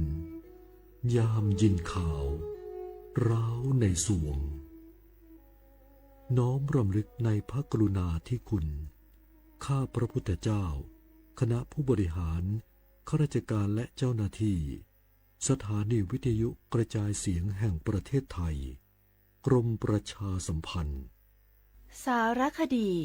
แสงเพชรส่องล่าเจ้าฟ้าพัชรกิติยาภาตอนยุติธรรมนำสุขในฐานะที่ทรงสำเร็จการศึกษาด้านกฎหมายและทรงเป็นอัยการสมเด็จพระเจ้าลูกเธอเจ้าฟ้าพัชรกิติยาภานเรนทิราเทพยวดี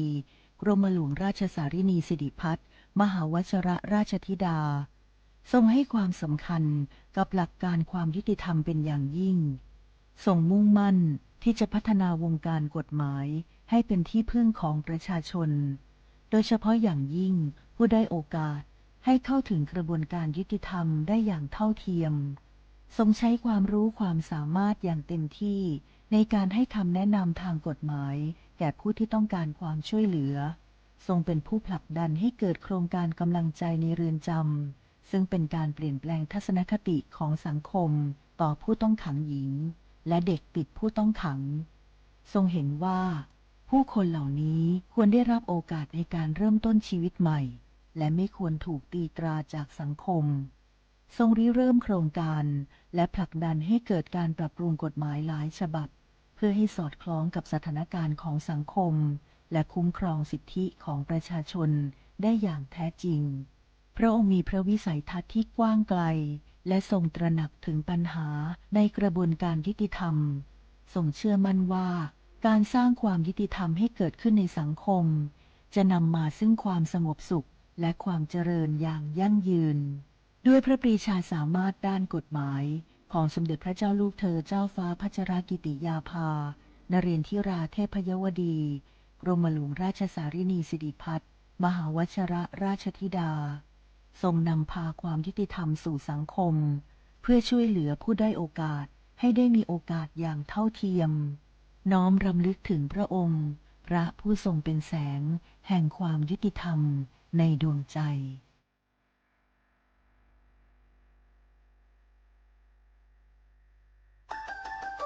สปสช.ชวนคนไทยทุกคนทั่วประเทศใช้แอปเป๋าตังเช็คสิทธิประโยชน์รับบริการป้องกันโรคตามกลุ่มวัยเพื่อลดความเสี่ยงการเจ็บป่วยโดยเลือกเมนูกระเป๋าสุขภาพเลือกสิทธิสุขภาพดีป้องกันโรคสามารถจองคิวพร้อมนัดวันและเวลาเข้ารับบริการได้ฟรีสะดวกรวดเร็วสอบถามเพิ่มเติมสายด่วนสปสช1330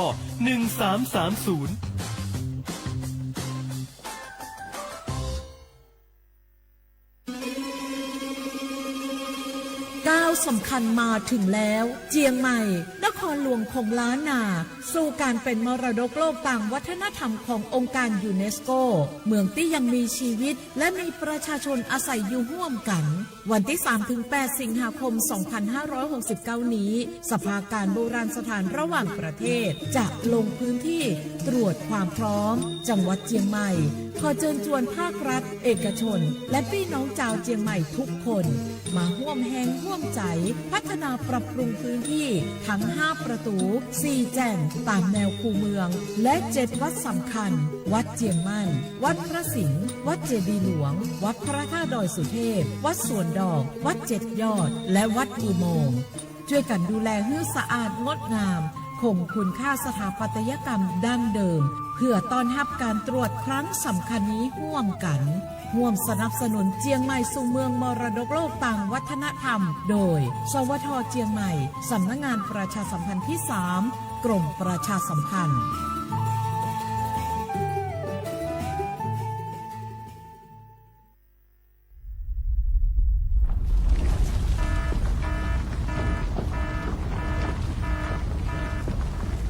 ดูสิรู้สึกสั่นๆพ่อปู่กำลังจะประทับร่างแล้ว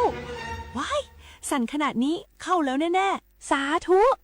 เข้าอะไรล่ะแผ่นดินไหวพวกเอ็งมุดลงมาหาที่กำบังใต้โต๊ะนี่เร็วอย่าเพิ่งวิ่งออกไปข้างนอกของจะหล่นใส่หัวเอ้าแล้วตอนสั่นแรกๆทำไมท่านยังนั่งนิ่งล่ะครับตอนแรกมันสั่นระดับเบาแค่ให้เฝ้าระวังแต่สั่นแรงขนาดนี้ต้องหมอบป้องเกาะหาที่หลบกำบังที่แข็งแรงพวกเอ็งต้องรู้จักประเมินสถานการณ์ภัยบ้างประเมินภัยเป็นปฏิบัติตัวถูกรับมือได้ทุกวิกฤตสำนักงานประชาสัมพันธ์ที่3กรมประชาสัมพันธ์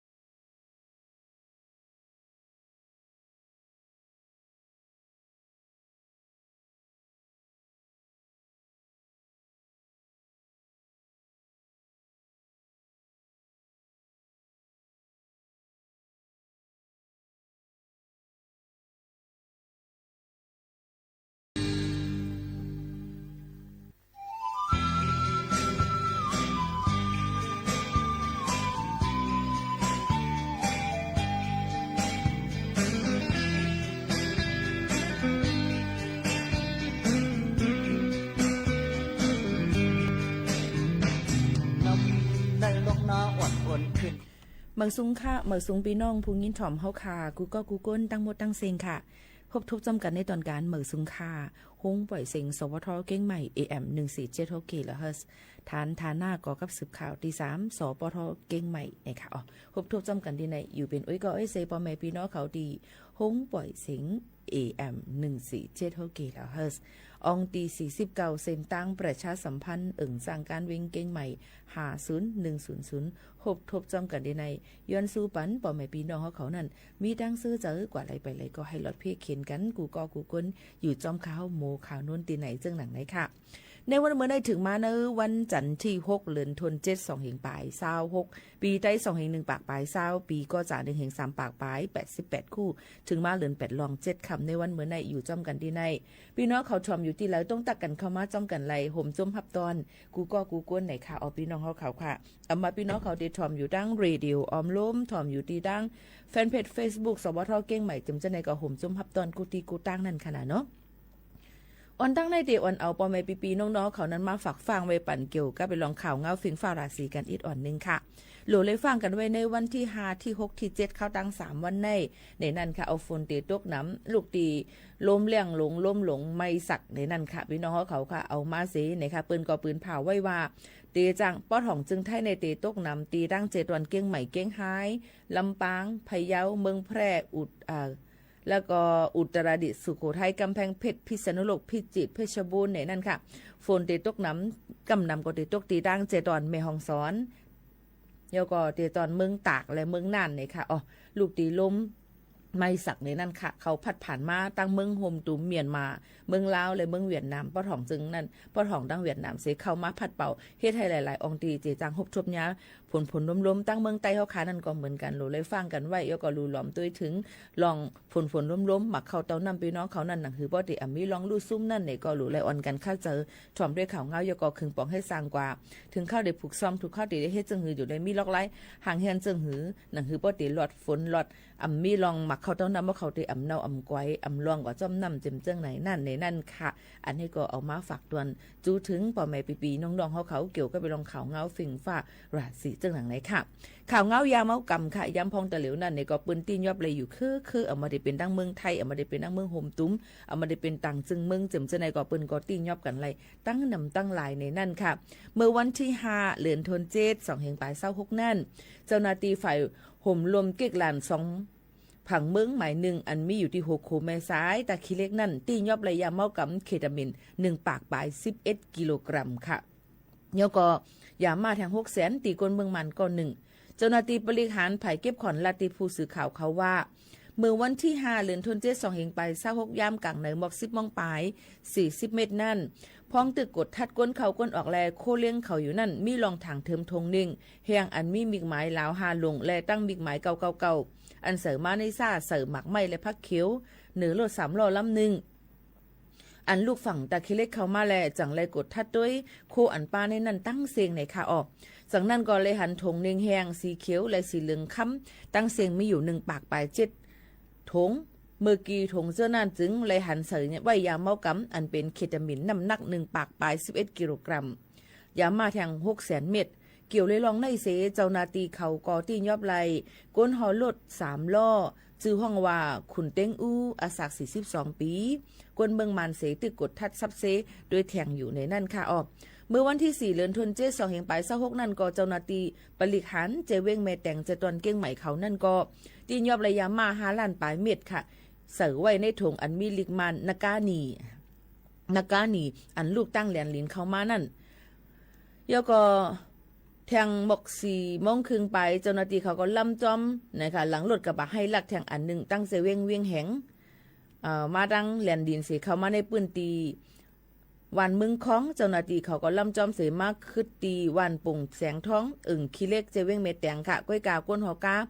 เอามากึดไว้หิมตั้งเสแลนปลายกว่า8ในเถินในการลำนั่นจังซ้ำไรหันทงอันมีลิกมันนากาหนี23 ถุงในมันปลายอย่ามาตั้งเสียง5 ล้านปลาย200,000 เม็ดเมื่อนั้นก็เมื่อนาเจ้าหน้าที่เขาที่ยอบไรนั่นรถเครื่อง1 ลำอันเปิดปักแหนตั้งการลำนั่นก็ก้นหอกรถเครื่องลัดว่านาทีมันได้ด้วยปั่นเส้นตั้งหลานกดทัดก้วยรายการจัง6,000 วัตต์ในนั่นค่ะย้อนนั่นและย้ำพองแต่เหลวนั่นรองการ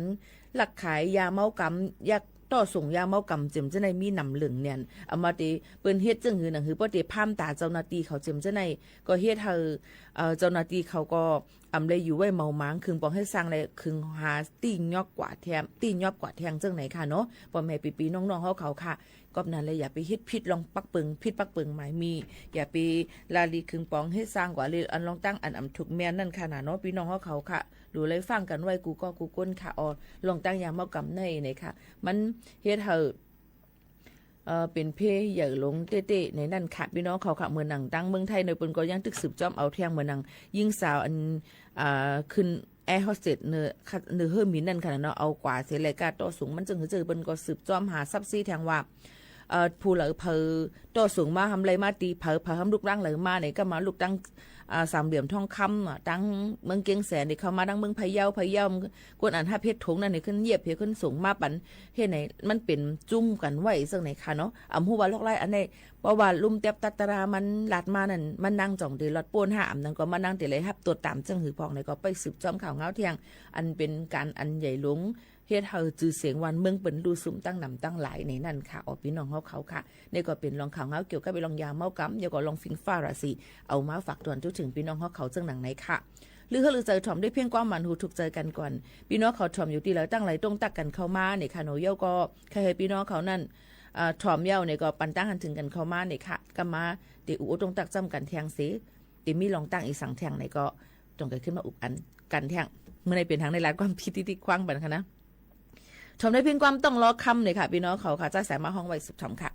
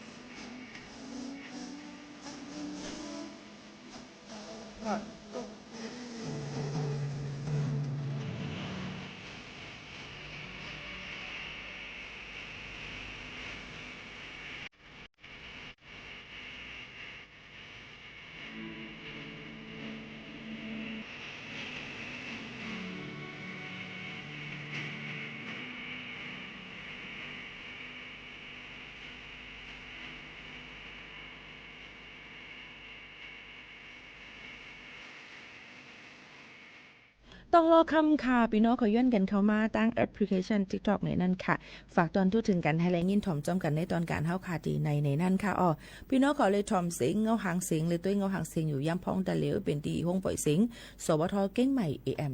1476 kHz ปืนปล่อยเสียงกูวันๆในนั้นค่ะเมื่อไกลลัดมาเลยลองตั้งคือต่อยาเมากำในค่ะเนาะแล้วกล้าขายลองยาเมากำจำจะได้เพจเขียนยาเมากำในเนี่ยค่ะมันมีอยู่เหนือก้นหนุ่มใต้เฮาอะไรเป็นเพจใหญ่ลงตอนตะก้นเฮาค่ะกูก็กูเกิลกูปานกูแซนเดียวค่ะนะแต่เตฮู้เลยว่าเมื่อนามาในวันเมืองเด็กขึ้นใหญ่ไม่สูงคือตกเตี่ยมนั่นด้วยเอาตีการปกป้องมุนแรงก้นหนุ่มเฮาวันเหมือนในก็ฮู้ไหลกำเหลวเยาค่ะแต่ได้ปกป้องแกดแขทิ้งซิมเจอคือวันเมืองเฮานั่นจุบหนึ่งเยาก็จุบหนึ่งปาหนึ่งเยาก็ปาหนึ่งสืบปุดลายกันกว่าหนังกว่ามีไว้ว่าเสือตายก็เสือแตนเลี้ยนตายก็เลี้ยนปุดไหนนั่นกอบก้นหนุ่มเป็นเอ็นแห้งหลงปุ่นตาวันเมืองเจอคือแลลองเข่งต้าอีกเพเข็นหล่องยาเมากำในก่อก้นหนุ่มเลยทบนำลือเสเปิ้นเย้าค่ะจังว่าป้อก้นหนุ่มหนอแต้นคือวันเมื่อในตกเป็นเหยื่อยาเมากำกว่าป้อในจึงการปองสร้างวันเมืองเมื่อนาอำว่าได้เป็นในตอนการสืบสายปืนและเจอคือการหาเล่งต้องไปมักมีอีโคโนมีการไปมักมีและการตรงวงก้นจำเจอในไปปัญญาและฟิงทุ่ง education and culture จำเจอในก็เตเป็นมาหือในป้อหันไหลในตาวนหันเมียนอยู่กำเหลียวเย้าค่ะป้อแม่ปีๆน้องๆเขาเย้าก็ในวันเมื่อในก้นหนุ่มวันนอกหน้าป่างในคูในเวงอ่ำว่าอันหู้จักแลเกี่ยวของจำจิ้มยาวกับนั่นหูปักเลย 40% ยังใครมีเยาค่ะก้นหนุ่มกำน้ำทบปัญหาเพศเข็นยาเมากำแลติดยาเมากำจอมเลยลองเกี่ยวมนจอมห่าน KTV ในนั่นค่ะเรียล้านบ้าและอีกป้าดังปางต่อปางร้องเจิมเจอในค่ะอ๋อเพยาเมากำในอันตัดเปียดเนอเซนตั้งก้นหนุ่มเขาขอนั้นมีอีสังพองน่ะมันก็เตะตุ้มเตอร์เซนอายงและป้ายเจอนั่นค่ะน่ะเนาะก้นเจออันที่จับลองยาเมากำนั่นก็มีลองกุ้มทิ้งไรอีอายงตัวเจ้าเก่าจังหมอโกเฮเปิ้นโกเป็นลองกะเฮ็ดให้เปิ้นทิ้งซิมขึ้นตัวเจ้าเก่าไรเสริมจะได้ก็เป็นมาเนี่ยนั่นค่ะเยาก็ตุ้มเตอร์ป้ายอยู่ลีเลยออกอเนี่ยค่ะอ๋อว่ากินยาเมากำสู่ซ้ำยาเมากำก่อเย้าเนี่ยก้นหนุ่มพ้องปานอายุ35 ปีลงมาในหรือเลยเป็นพ้องตัวเจอแก่นแข็งออกมุนเลี้ยงเลียดภายในเสตาสังว่ามีลองยาเมากำมาเกี่ยวข้องจับป้ายเอาในจึงป้ายอยู่ลีโตคิงก็เตยุบย่อมตั้งเป็นก็เตนำอายุก็เตปอดมาหรือเสียนั่นก็ลองมุนเลี้ยงออกก็เตนึกเตถึงมาเยอะก็ลงลืมไหลเจ็มเจ้งหนังไหนค่ะเยอะก็อันที่3ค่ะเนาะตุ้มเตอร์ป้ายอยู่ตุ้มเตอร์ป้ายปัญญาเยอะก็และอากาศแห้งเมื่อนาย้อนเปิดสังหลาในป้ายปัญญาในมันเป็นเส้นลำลองตาก้นหนุ่มเฮาคาเต้ๆวาค่ะย้อนเปิดว่าเพลองยาเมากำเสเฮ็ดให้ก้นหนุ่มตกลาตกลื่นในตอนการป้ายปัญญาในนั่นค่ะออกตั้งนำตั้งหลายสังว่าก้นเฮาในอากาศเมื่อนานั่นเตเป็นเสื้อหือในอยู่ที่เฮาคาคึงปองเฮ็ดสร้างในวันเหมือนในเยาค่ะสังเสื้อว่าเฮากลุ่มกะใจติดหอยจับจอมยาเมากำอยู่ป้อในจึงเตจางเฮ็ดให้เฮาคาเป็นก้นตกแต้มเป็นก้นตกผ่านเป็นก้นอันติอัมมีนาการเป็นก้นอันติอัมมีเผาห้องหับและเลื่อนสุดมาเป็นก้นหย่องก้นมาเฮติจับกว่าต่อถึงอักษักสายใจไล่ซึ่งไหนคะเนาะในก็หลูเลยฟังกันไว้แทงอันนึงก็ตุ้มเตอร์ตรงวงก้นและมุ่งห่อเฮิรนค่ะพอเฮาขาดที่จับลองยาเมากำนั่นยามเป็นผู้เป็นเมลีกันอยู่ก็เพราะมันเปลี่ยนกว่าในก็มีมันก็เตะปลายแปรแล้วค่ะเอาเยาก็ปูว่ามันไอ้แก้งลีมีของควบของอุกจากปิกเจที่เฮิรนที่เย่เพราะว่ามีเงินมาไหลมาในก็เอากว่าขายคอกเคบ่กินเยาเกี่ยงเยามาคาเหียมเปิ้นเฮ็ดให้ตัวเจ้าเก่าจำเจ้าในค่ะก็นั้นลองตั้งเจ้าในเฮาก็ขย้อนฝากไว้ปันพ่อแม่ปีๆน้องๆเขานั่นค่ะนะเนาะว่าเฮาขาดฉุกดีไรตึดแปดอย่าไปกว่าตุ้มเตอลองเกี่ยวของจอมยาเมากำหนังหืออนาคตอนาคตตั้งหนาวค่ะนั่นมันเตหลีเตอตอนขึ้นมาเถียงเจิงหนังไหนค่ะอ๋อพี่น้องเขาค่ะอันนี้ก็เอามาฝากตอนจุดถึงกันให้ได้ยินถ่อมจ้อมกันเจิงหนังไหนค่ะหรือเขาหรือใจถ่อมด้วยแทงเพียงกว่ามันหูถูกเจออันทางเฮียนฝากตอนมาปันพี่น้องเขาให้ได้ยินถ่อมจ้อมกันนั่นก่อนค่ะพ่อแม่พี่น้องเขาชมอยู่ในก็อย่าลืมค่ะโตไต่แค่ นี้ถึงกันไล่ก็ติยินจมขอบเจอใหญ่น้ำป้ออ่ำสุดอ่ำเสียงเงี้ยวค่ะทอมตีแล้วตั้งไหลก็หมอกลัดถึงกันเลยค่ะนะพี่น้องเขาค่ะทอมด้วยความใจสายแรงน้ำพิษผู้ห้องไว้ตืดในนั้นค่ะ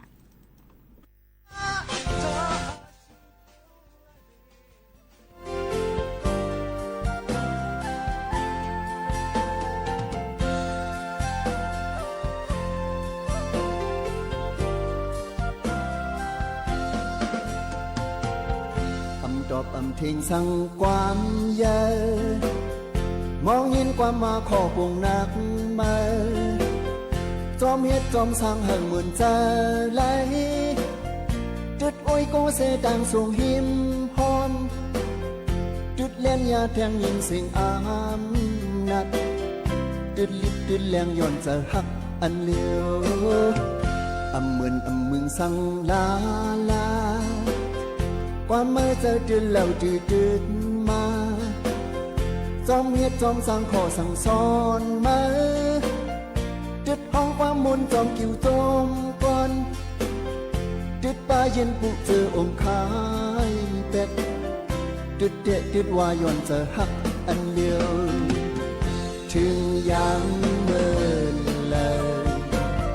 เป็นโกนจอมใจสั่งเหตุจองสื่อเป้กินตื่นนอนจืดอีสั่งแท้อำทางอำเทิมสั่งกันเลื่อนไม่ใจจืดจางหักเอาเมื่อคืนจืดเมื่อแปดว่าความออกโกงคอจืดตั้งหมดหาไม่จังเป็นปอคนจอมติดนั้นผู้หยาบเย็นไงเมื่อนางแค่ลืมวนสอนนับดูใจ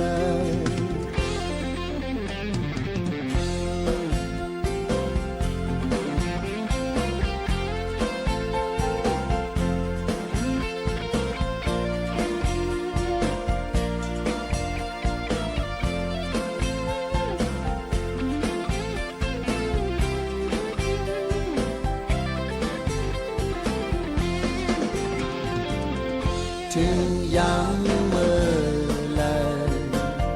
เป็นคนจอมเจอสู่ใจสั่งเหตุจอมสู่เป้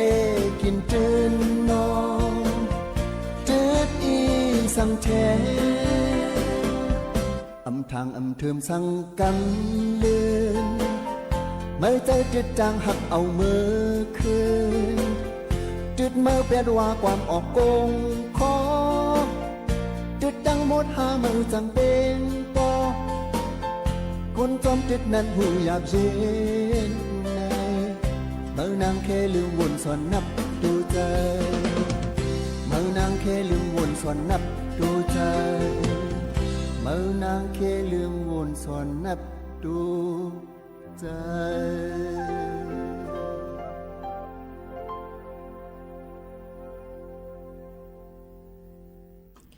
ตืดแบดไหนค่ะลองตืดในไหนค่ะอยู่ที่ใจเขาขาทั้งหมดทั้งเสียงอย่าไปกลุ่มว่าก้นนั้นมาใจเขากินนะเพราะว่ามันตั้งกินนะในเพราะเขาเลี้ยงมาเพราะมันกินนะเป็นม้าก็เนี่ยมันใจค่ะนะลองตั้งใจในอย่าไปกับยุ่งก้ามผ่านมือใหม่ๆเป็นเลี้ยงเขาขาคือยามเอากำในหึงมาไหนแล้วเป็นเลี้ยงเขาขาเลยหาซื้อกินเอาหังกล้วยเอาในค่ะนะพี่น้องเขาก็อันนี้ก็ฝากฟังให้ปันลองยามเอากำตะเลียวในโอ้มีน้ำนายาเคว่ายาอี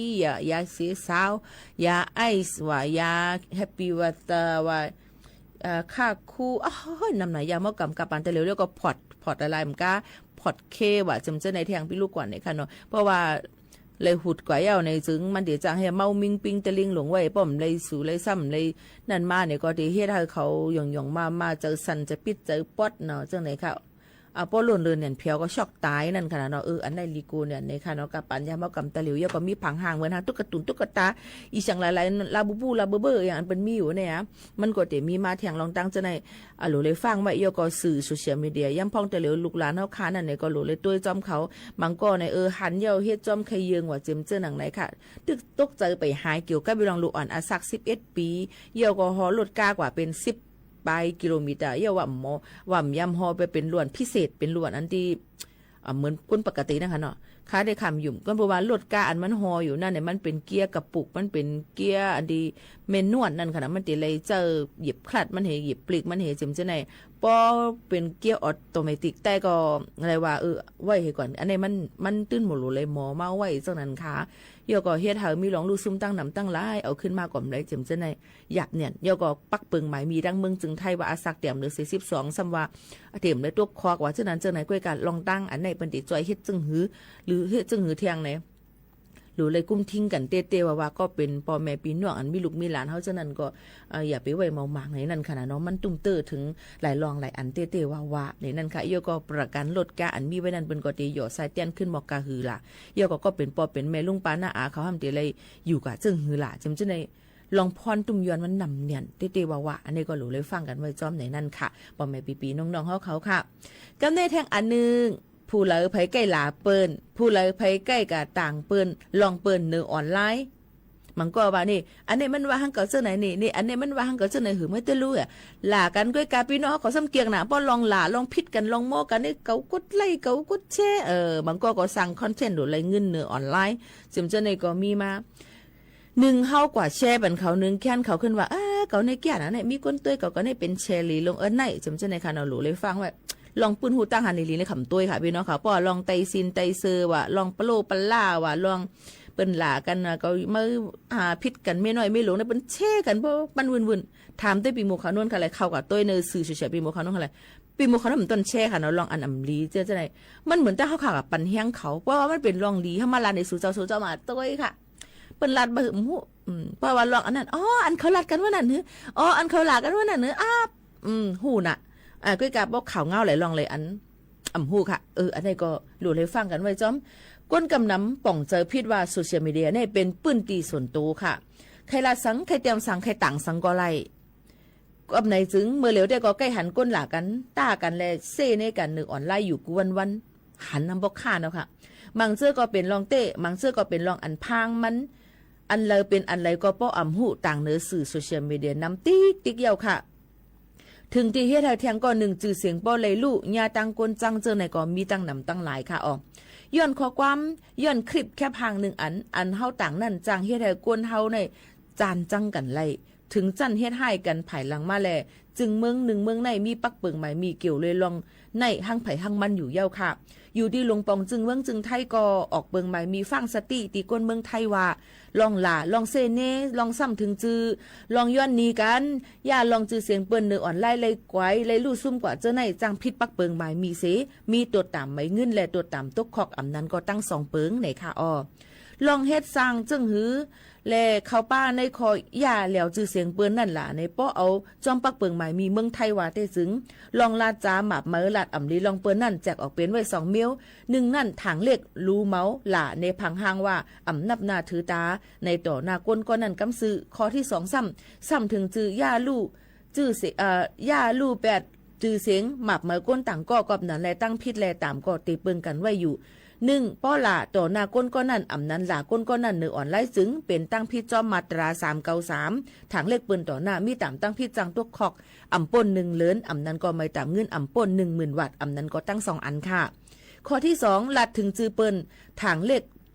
เปิ้นรับหลังหมับไม้เปิ้นรับหลังในสื่อตรงวงแลเสอันเหมือนหนังในไลน์กรุ๊ปว่าเจอในเป็นตั้งพิษเจ้ามาตรา326ในคอยาจูเสียงเปิ้นรู้แล้วมีตามตกขอกอ่ำป่น1ปีเหมือตามเงินอ่ำป่น20,000 วัตต์อ่ำนั้นก็ตามตั้ง2อันค่ะ3ต่างแค่พางวิดีโอโตลิกป้ายแค่พางเตรียมหนังเจอนั่นเสยาจือเสียงเปิ้นจึงมีตั้งพิษมาตรา328ปืนเผายาลู่จือเสียงเปิ้นมีตั้งพิษตกขอกอ่ำป่น2ปีเหมือตามเงินอ่ำป่น200,000 วัตต์ค่ะอันเฮาต่างเนื้อออนไลน์นั่นปืดปันตาโอ้ยก็เฮาหันเลยก้อยเสตาก็ยังตึกเข้าปลาในตั้งพิษเปิ้นลองปืนเผายาจื้อเสียงลู่แล้วเปิ้นแทงอยู่ก่อนนะเทียงลองนึงอันใกล้หันก้นเฮาต่างกันนั่นเป็นเอาคลิปเสียงคลิปวิดีโอแค่พางอ่ำนั้นก็เตรียมต่างลองว่าก้นนั่นเก้าโผเก้าผูก้อนนั่นก้นนั่นเก้าเมียจูเจ้าเก่าลองหิมจู่โจกันเจอในแปลกซ้ำว่ามันเป็นลองเต้อยู่เสตาสั่งว่าเรื่องนั้นมันอ่ำกว่าตุ้มเตอร์สุนก้นตั้งน้ำเป็นรองสุนตูก้วยก็ต่างมันนั่นยังแต่มีตั้งพิษขึ้นเถียงลูกก่อนค่ะพี่น้องเขา ก้วยหน่าสังว่าเรื่องเรียนน้อยเรียนนางอันต่างนั้นตุ้มเตอศูนย์ก้นตั้งนำเหมือนหนังก้นเหตุการณ์ลงปองจึงก็นึงเรียนเมียน้อยเสเอาเงินเอาลวดเอาโคของตีเหตุการณ์กว่าเจอตื้อตาเมียน้อยเสเฮามีศักดิ์ศรีหลักฐานแจ้งเลี้ยงว่าอำเจอของส่วนตัวมันนางยิงก่อนนั่นก็เป็นเมียน้อยเต้ในก่อนจังรวดตั้งพิษใครลาดซื้อว่าป้ออำเจอลองเต้มันนั่นก็อย่าเวลาลีเฮ็ด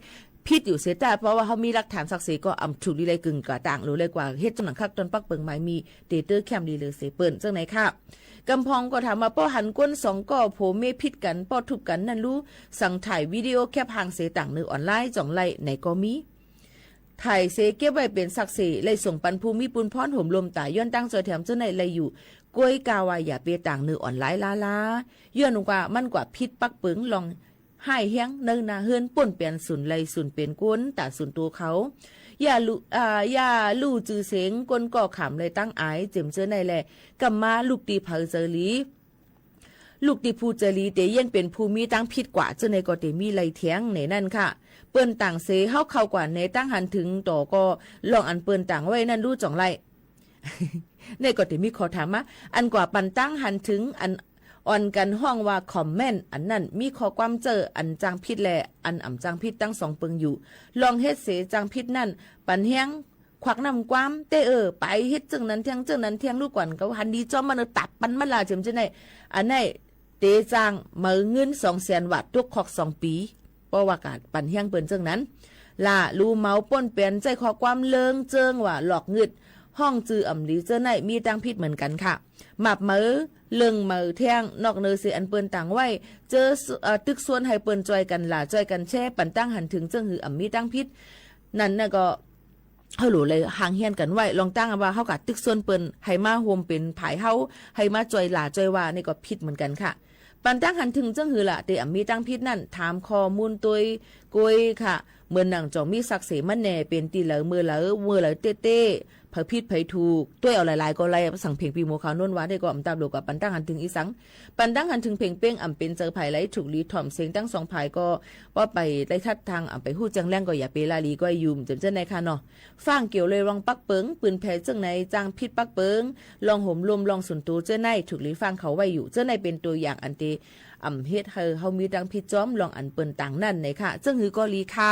ลองการเจ้าสื่อโซเชียลมีเดียก็เฮาเป็นการคิดตั้นเงาไล่แลการเฮียนฮู้การมวนซื้ออย่าเฮากว่าเฮ็ดเฮาญาตั้งพิจอมหนังเปิ้นตำวางไว้เมืองไหลเมืองนั่นสิอย่าไปเอาข้อความอันว่าอำฮู้น่ะอำตั้งใจหลงก็ฮู้หลงมันเป็นลองเต้มันหลงอำพิษสังหลอเสียมจะในมาแก่ตูลาค่ะย้อนเปือว่าป้อเปิ้นตำปักเปิงหมายมีไว้เย้าเฮากว่าเฮ็ดพิษแม่นไหนจึงจือเสียงเฮาก็ลูกเงินเฮาก็ซุ้มสั่งอำถูกจังตัวคอกย้อนมันก็จังเป็นไร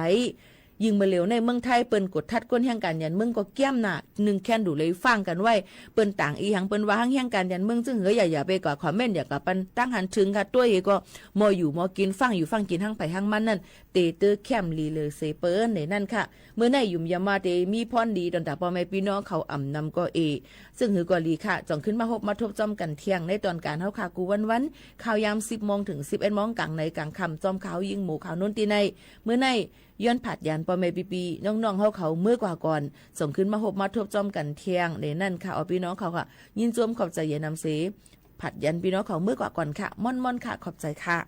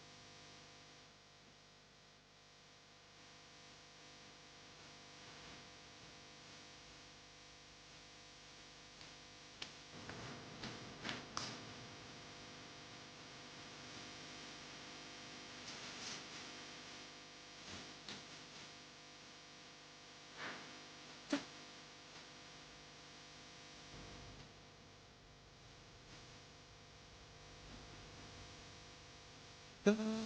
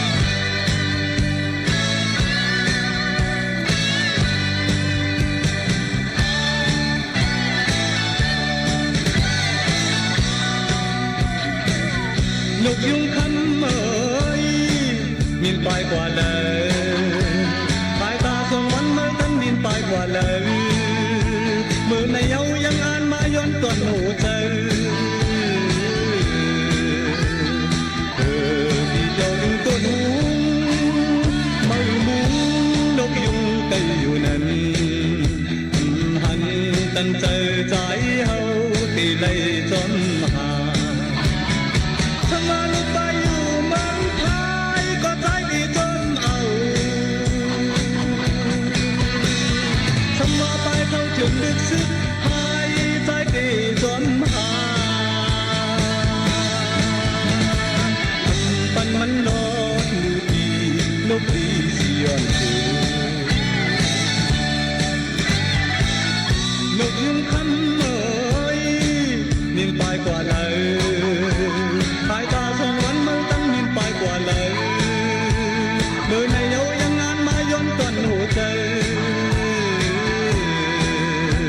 Ghiền Mì Gõ để không bỏ lỡ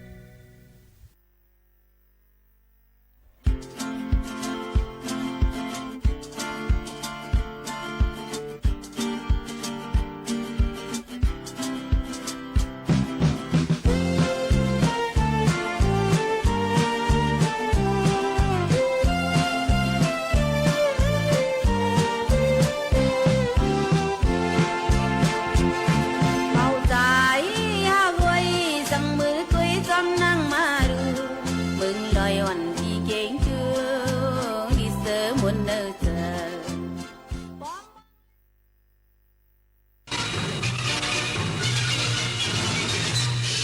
สถานีวิทยุกระจายเสียงแห่งประเทศไทยและเครือข่ายทั่วประเทศเสนอข่าวต้นชั่วโมงรู้เร็วรู้จริงเกาะติดทุกสถานการณ์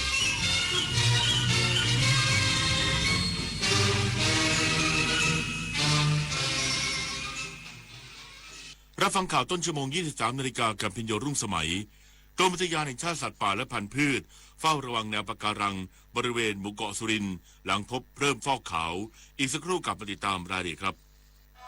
ฟ้าสลัวมัวแสงระวีส่องนกหยุดร้องวังเวงให้เงียบเหงามองฟ้าวันนี้เป็นสีเทาอกประชาหมองเศร้าระทมสวงด้วยพระราชธิดาพระองค์ใหญ่เสด็จคันไลสู่แดนสวงเสียงร่ำไห้สะท้อนสถานสวงพระเป็นดั่งดวงใจไทยประชาคุณอาจได้รับสายจากคนแปลกหน้าที่รู้ชื่อรู้ที่อยู่รู้ว่าคุณเคยสั่งสินค้าอะไรแต่อย่าเพิ่งเชื่อเพราะมิจฉาชีพอาจนำข้อมูลเหล่านั้นมาใช้หลอกบอกจะเคลมสินค้าให้หากไม่แน่ใจโปรดวางสายแล้วตรวจสอบข้อมูลกับบริษัทเท่านั้นตั้งสติทุกครั้งเมื่อรับสายไม่กดลิงก์ไม่บอกรหัส OTP ไม่ติดตั้งแอปตามคำสั่งรู้เท่าทันมิจฉาชีพป้องกันภัยไซเบอร์ถนนดนตรีไลฟ์เดือนกรกฎาคมหาหัวใจให้เจอก็เป็นสุขกับคาราบาวและอาจารย์ธนิตศรีกลิ่นดีจอมยุทธคุยในตำนานวันจันทร์ที่ 13 กรกฎาคม 2569 เวลา 17 นาฬิกาเป็นต้นไปณห้องออดิทอเรียมอาคารศูนย์ปฏิบัติการสื่อใหม่กรมประชาสัมพันธ์ถนนวิภาวดีรังสิตดินแดงกรุงเทพติดต่อเข้าชมโดยไม่เสียค่าใช้จ่ายได้ที่ Facebook ถนนดนตรีเรายังเป็นนักเดินทางกราบก้มบังคมบาทปิยราชธิดาพระเสด็จสู่ฟ้าปวงประชาร่ำให้ครวญนานาพระกรณียกิจในดวงจิตทวินหวนทุกเร้าเศร้าในสวงพระคือดวงใจไทยกรมอุทยานแห่งชาติสัตว์ป่าและพันธุ์พืชเฝ้าระวังแนวปะการังบริเวณหมู่เกาะสุรินทร์หลังพบเริ่มฟอกขาวแล้วกว่า50%ผลกระทบจากโลกเดือดทำให้อุณหภูมิน้ำทะเลสูงขึ้นนายอัธพลเจริญจันสาอธิบดีกรมอุทยานแห่งชาติสัตว์ป่าและพันธุ์พืชกล่าวถึงสถานการณ์ปะการังในพื้นที่อุทยานแห่งชาติหมู่เกาะสุรินทร์จังหวัดพังงาว่าปัจจุบันแนวปะการังเริ่มแสดงสัญญาณการฟอกขาวและมีอาการซีดกว่า 1,000 ไร่โดยเฉพาะปะการังเขากวางเป็นความผิดปกติไม่เหมือนกับทุกปีที่ผ่านมาสาเหตุเชื่อมโยงจากอุณหภูมิน้ำทะเลที่สูงขึ้นจึงกำชับให้ติดตามและเฝ้าระวังต่อเนื่องเพราะเป็นช่วงปิดฤดูกาลท่องเที่ยวเพื่อให้ปะการังและธรรมชาติได้ฟื้นฟูตัวเองโดยไม่มีนักท่องเที่ยวเข้าไปรบกวนธรรมชาติหากถึงเวลาเปิดการท่องเที่ยวแต่ปะการังยังไม่ฟื้นตัวอาจต้องปิดพื้นที่นานขึ้นกว่าเดิมดังนั้นช่วงที่เปิดฤดูท่องเที่ยววันที่15 ตุลาคมนี้อาจจะมีกฎบังคับใหม่ที่เข้มข้นมากขึ้นเพื่อลดผลกระทบต่อปะการังหากปะการังฟอกขาวมากกว่า40%ต้องจำกัดกิจกรรมดำน้ำในพื้นที่เสี่ยงห้ามทอดสมอบนแนวปะการังควบคุมจำนวนนักท่องเที่ยวและลดกิจกรรมที่ก่อให้เกิดความเครียดเพิ่มเติมต่อระบบนิเวศหรือหากพื้นที่ใดเสี่ยงมากอาจต้องปิดพื้นที่เพื่อให้ปะการังฟื้นตัวก่อนทั้งนี้จากการสำรวจพบแนวปะการังบางพื้นที่ในอุทยานแห่งชาติหมู่เกาะสุรินทร์เริ่มได้รับผลกระทบจากสภาวะปะการังฟอกขาวแล้วสาเหตุมาจากอุณหภูมิน้ำทะเลที่สูงกว่าปกติบริเวณพื้นที่สำรวจอยู่ที่ประมาณ 30-31 องศาเซลเซียสสูงกว่าค่าปกติในช่วงเดียวกันของปีก่อนพบการฟอกขาวในระดับแตกต่างกันหลายพื้นที่และมีระดับความรุนแรงแตกต่างกันปิยาพันธ์ยังเทียนรายงาน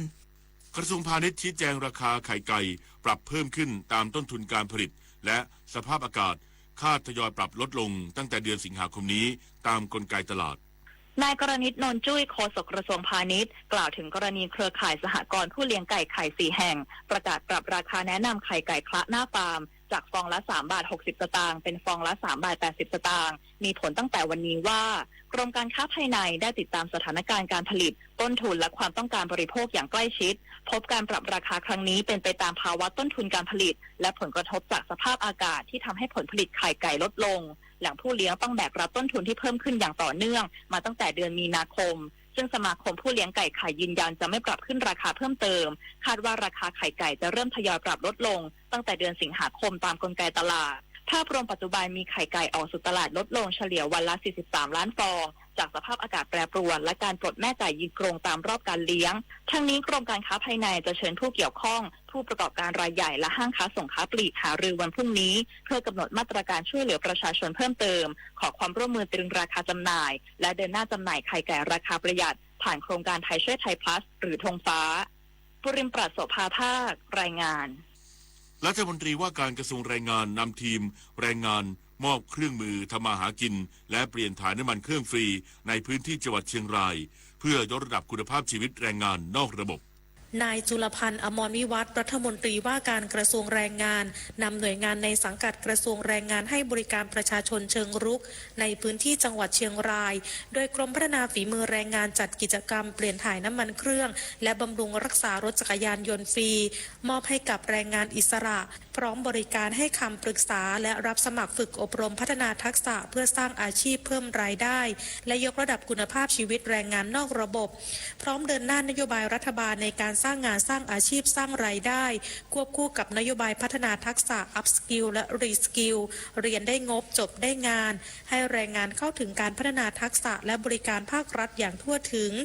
สามารถนำความรู้และเครื่องมือไปประกอบอาชีพสร้างรายได้และพึ่งพาตนเองได้อย่างมั่นคงสำหรับการลงพื้นที่ครั้งนี้เพื่อนำบริการภาครัฐสู่ประชาชนรับฟังปัญหาในพื้นที่และผลักดันการแก้ไขอย่างเป็นรูปธรรมเพื่อสร้างความมั่นคงด้านอาชีพและรายได้ให้แรงงานและประชาชนอย่างยั่งยืนนิตยาคุณสิมรายงานปิดน้ำกันวันนี้เพื่อชีวิตที่ดีกว่าปิดไฟกันธนาเพื่อชีวาลูกหลานไทยจบข่าวพิญโยรุ่งสมัยอ่านและฟังข่าวครั้งต่อไปเวลา 6 นาฬิกาติดตามข่าวที่นำเสนอไปแล้วได้ที่ www.thainews.prd.go.th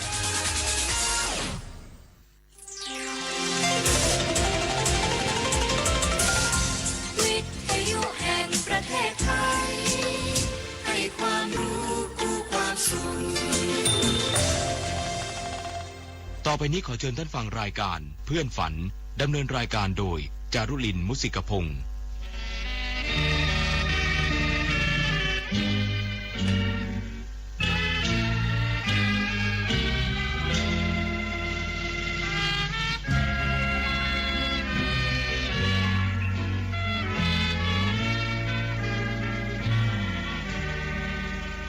อยากมีเพื่อนร่วมฝันในวันนี้วันที่มีเสียงเพลงบรรเลงว้าวเดี๋ยวออดอ่อนเดี๋ยวเรื่องรื่นแสนชื่นบานเดี๋ยวสับสานเดี๋ยวโศกซึ้งตรึงอาไทย ชั่วโมงที่2ของเพื่อนฝันวันจันทร์ที่ 6 กรกฎาคม 2569 สุภฤกษ์ธรรมฤดีควบคุมเสียงเพลงแรกในช่วงนี้คือกายเราคือเสาหลักเป็นเพลงหนึ่งในโครงการคีตามาลัยเทิดไทยพระพันปีจัดทำขึ้นเมื่อปี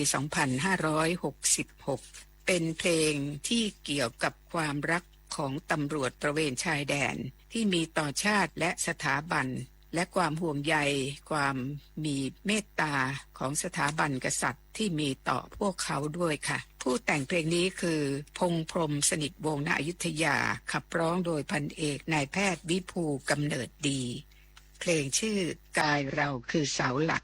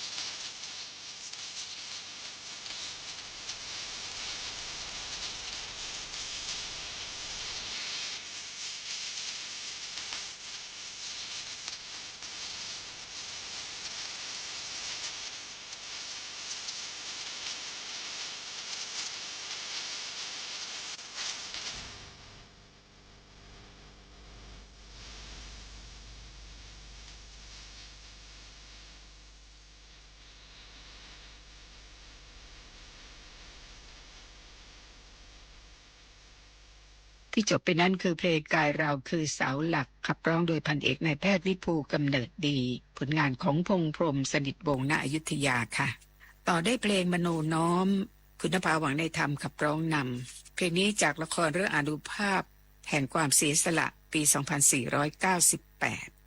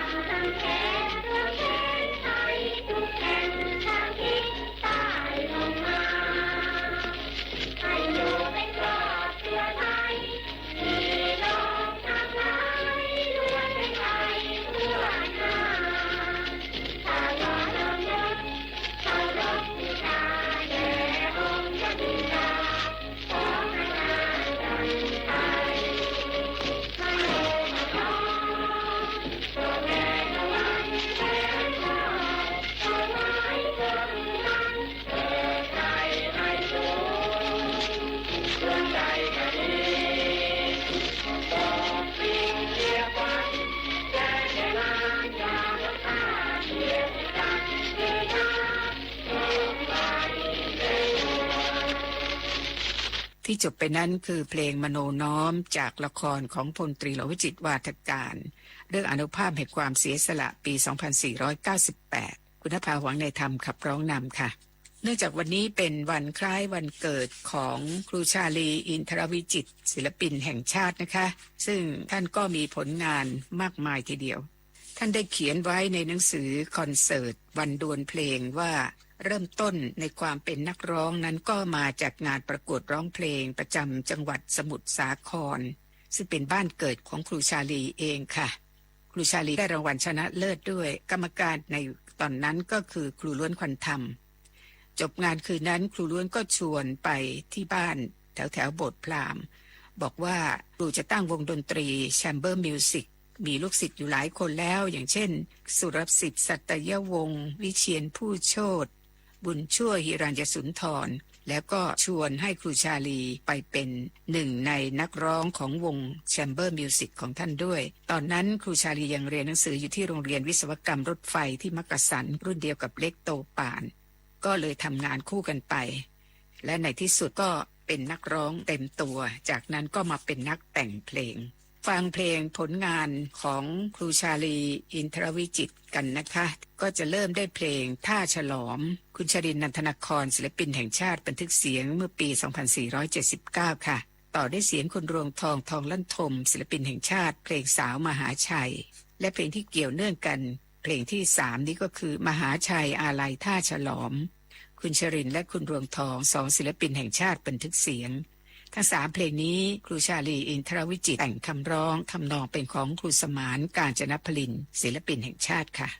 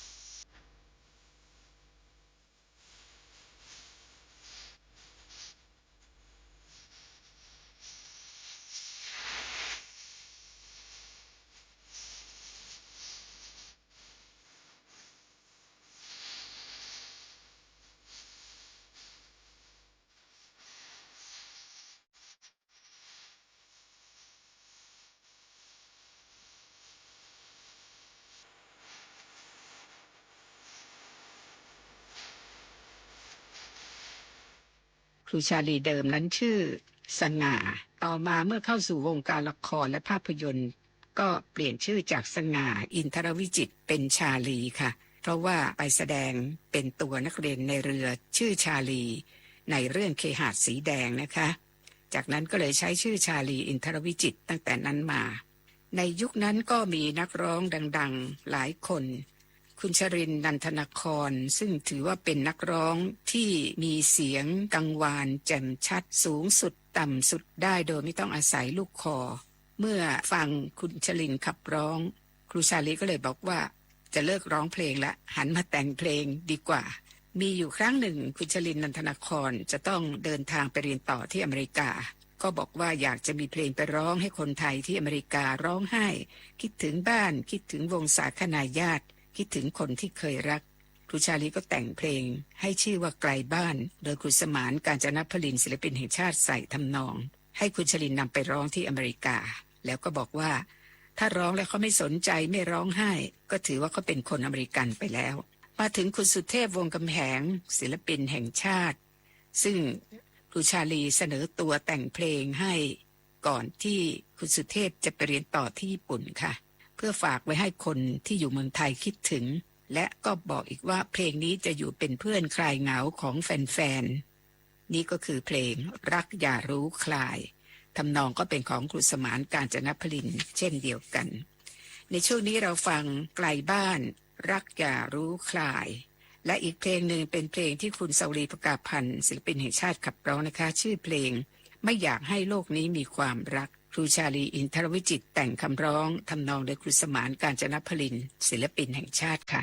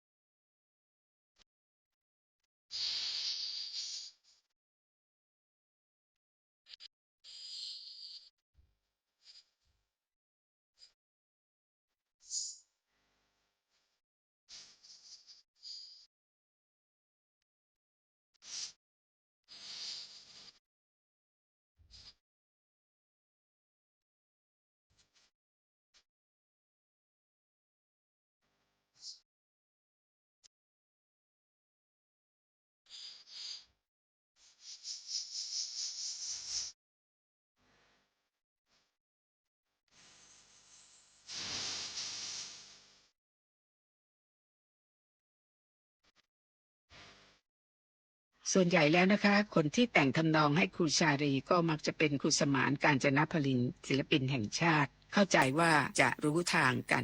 แต่ท่านก็ยังมีผู้แต่งทำนองให้นอกเหนือจากครูสมานด้วย อย่างเช่นอาจารย์ประสิทธิ์พยอมยงศิลปินแห่งชาติค่ะมีเพลงซอสวาดโดยคุณเพ็ญศรีพุ่มชูศรีศิลปินแห่งชาติเพลงหยาดรุ้งโดยคุณชรินันทนครศิลปินแห่งชาติสองเพลงนี้ครูชาลีแต่งคำร้องนะคะทำนองโดยอาจารย์ประสิทธิ์พยอมยงเพลงที่3ทะเลไม่เคยหลับคณะ The Impossible ขับร้องสำหรับภาพยนตร์เรื่องสวนสนครูชาลีอินทรวิจิตรแต่งคำร้องทำนองเป็นของครูสง่าอารัมพีศิลปินแห่งชาติ3เพลงในช่วงนี้นะคะ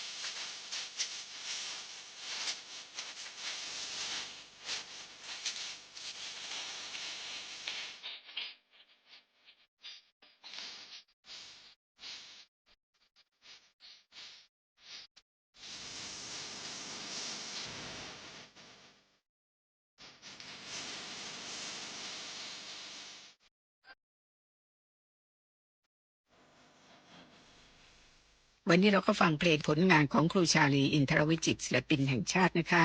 วันนี้เป็นวันคล้ายวันเกิดของท่านชุดต่อไปอยากจะให้ท่านฟังเพลงน้ำเซาะทรายครูชาลีอินทรวิจิตรแต่งคำร้องทำนองโดยคุณจำรัดเสวตาพรและคุณจำรัดก็ขอร้องด้วยตัวเองด้วยคืนนี้สุภฤกษ์ธรรมฤดีดิฉันจารุลินมุสิกพงศ์พรุ่งนี้พบกันใหม่นะคะสวัสดีค่ะ